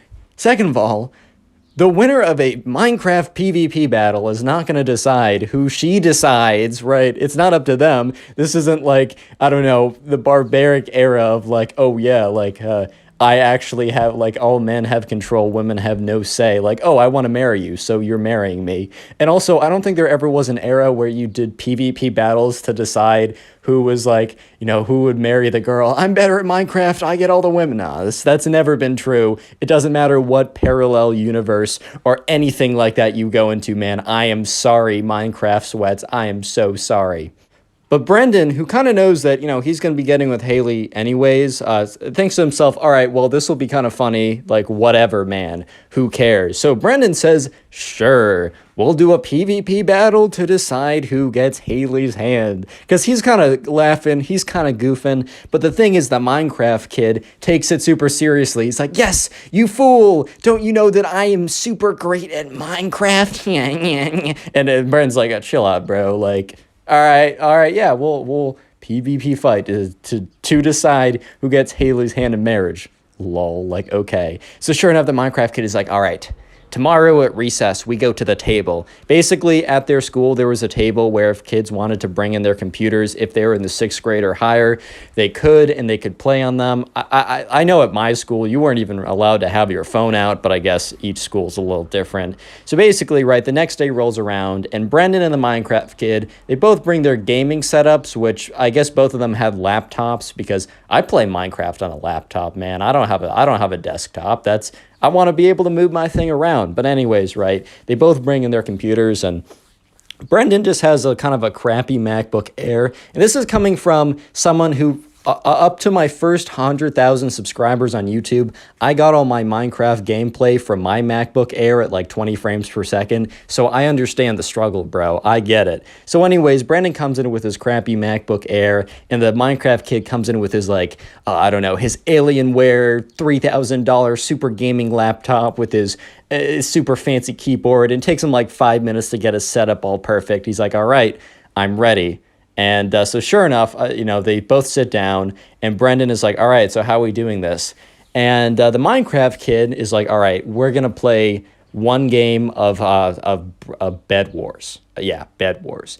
And, at first Brendan was like, bro, how are we going to do that? But then the Minecraft kid said that he had the like MVP++ rank on Hypixel, which Hypixel is a server that lets you play Bed Wars, which is the game I was playing in the very beginning. And if you have plus like MVP++, you can make private games where it's just you and your friends. So anyways, the Minecraft kid, sent a duel request to Brendan or a Bed Wars party, whatever. Anyways, all you got to know is they were playing Minecraft and they were playing Bed Wars, and it was just them. It was just Brendan and the Minecraft kid in a game.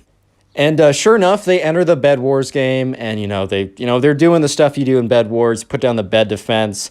And you know what happens? Brendan is at middle. He's gathering emeralds, which is a good material to get. However, his bed was exposed, or he wasn't at his bed. He saw a bed destroyed message, which basically means in Bed Wars, if your bed breaks, you will not respawn. So sure enough, the Minecraft kid had God bridged over with his crazy 10,000 clicks per second mouse, definitely using vape or something, but whatever, man. And so sure enough, the Minecraft kid comes to middle, and Brendan and him, they show down for a PvP fight. They're going to decide who gets Haley, even though Brendan knows that one, he's not good at Minecraft, and the Minecraft kid is, and two, this will not decide who gets Haley. This is hilarious. He just did it because it's funny, lol. So anyways, they enter their PvP battle, and they go in, and Brendan loses because he is just simply worse. And the Minecraft kid, after, hitting, Brendan enough times with a sword that he dies, is like, yes, Haley is mine. And everyone because remember, it's recess time, because dude, they had I don't know if it's called recess, but they had a break period. So everyone was kind of around there, and a bunch of kids turn around and are kind of like, what? Huh? Are you okay, sir? And sure enough, the Minecraft kid is like, you fool, you should never have dueled me for Haley's hand in dating in Minecraft. You should have known by my reputation that I would have absolutely slapped you. And Brendan looks at him with this face of like, yeah, man. That sucks. Wow. That is just too bad. This kind of reminds me of the first season of Parks and Rec, if you saw that, where this isn't really a spoiler, but Andy really wants to get his girlfriend back, so he offers a pool game with this guy named Mark, who disappears after season 1. I don't know, maybe the actor wanted to do something else, and he's kind of like, oh yeah, I'll bet Anne, the girlfriend of Mark at the time, on this pool game, and Andy wins. He's like, yes, she's mine, but reality kind of kicks in, and he's like, wait. Huh? But I won her fair and square. Same thing here. So the Minecraft kid is still Fortnite doing the little dances, doing the L dance, doing the little other cringe stuff. He's like, Haley is mine. I didn't even have to talk to her, and she's gonna be my girlfriend. I'm gonna go to 10th base and hold her hand. and Brendan at this point is really trying to hold back a smile. He's like, all right, this is so funny, dude. Don't blow it. Don't make it apparent. And he's like, yeah, man, you totally, oh man, I can't do this. You totally won. I can't do this, man. He's really trying to do it. He's like, yeah, you totally won Haley's hand in dating because you beat me in Minecraft. Yep, that's totally what happened. Holding back the laughter, holding back the tears at this point. And sure enough, right, Brendan's like, all right, man, go ahead. And he's like, yes, I'm gonna tell everyone about my victory dance so everyone knows that you lost to me in Minecraft, and that's why Haley is mine. The Minecraft kid runs away to go tell his other friends. Well, I don't know about that. I think his friends are his Bed Wars win streak and nothing else. But whatever, right? So Brendan goes over and finds Haley. Says, hey, so I just played this guy because he wanted to duel me for your hand in dating. And Haley's like, what? And Brendan's like, yeah, I thought it'd be funny. So, by the way, I lost the duel because obviously you can't do that, but I thought it was funny. And I lost. So he's going to come over to claim his prize, I guess? And Haley's like, all right, well, this is kind of funny, but this is an awkward situation. And Brendan's like, yeah, I probably should have told you about this beforehand. If you need me to be here, I can subvert. I can come in and help you with the situation. She's like, all right, well, thanks for giving me context, I guess. So sure enough, a little while later, the Minecraft kid comes around and he finds Haley. And he comes up to her and he says, so, Haley, did you hear the news? This might be the first time the Minecraft kid ever spoke to Haley in his life. He was too busy sweating at Minecraft to even bother with the ladies. They'll come to me, man. I got a Bed Wars win streak. Real quick, comment Bed Wars down below. That'll be the secret word of the day. If you want to help the channel out, go ahead and binge watch some more videos after this one or when you're doing something else. And let me know in the comment section if you do so I can say thank you. Anyways, right, so the Minecraft kid's like, so Haley, did you hear the news? And she's like, well, I was told that you and Brendan had a little Minecraft video game session and that you won and that you now think that I'm your girlfriend. And the Minecraft kid's like, that is exactly what happened. You're so observant. You'll be a great girlfriend. And Haley's like, dude, like, that's not how it works. And the Minecraft kid's like, we had an agreement. And Haley's like, yeah, well, I wasn't part of that agreement. Do you think Brendan or you have the right to me as a girlfriend? And this is when the Minecraft kid starting to piece together that his offer to duel Brendan made literally no sense. He's like, oh, well, so when we were playing, Minecraft, I beat Brendan. Do you want to be my girl? And then eventually, like, Minecraft kid starts to realize, dude, he messed up, bro. He messed up big time. And he's like, wait, did Brendan, wait, who told you? And, you know, at this point, she was like, Haley was like, yeah, so Brendan told me about this.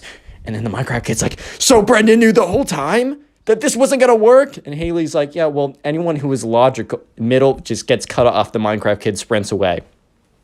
And Brendan walks up to Haley and is like, so, is that terrible? And Haley's like, well, he's pretty mad at you, and he ran away, so I don't know what he's cooking up.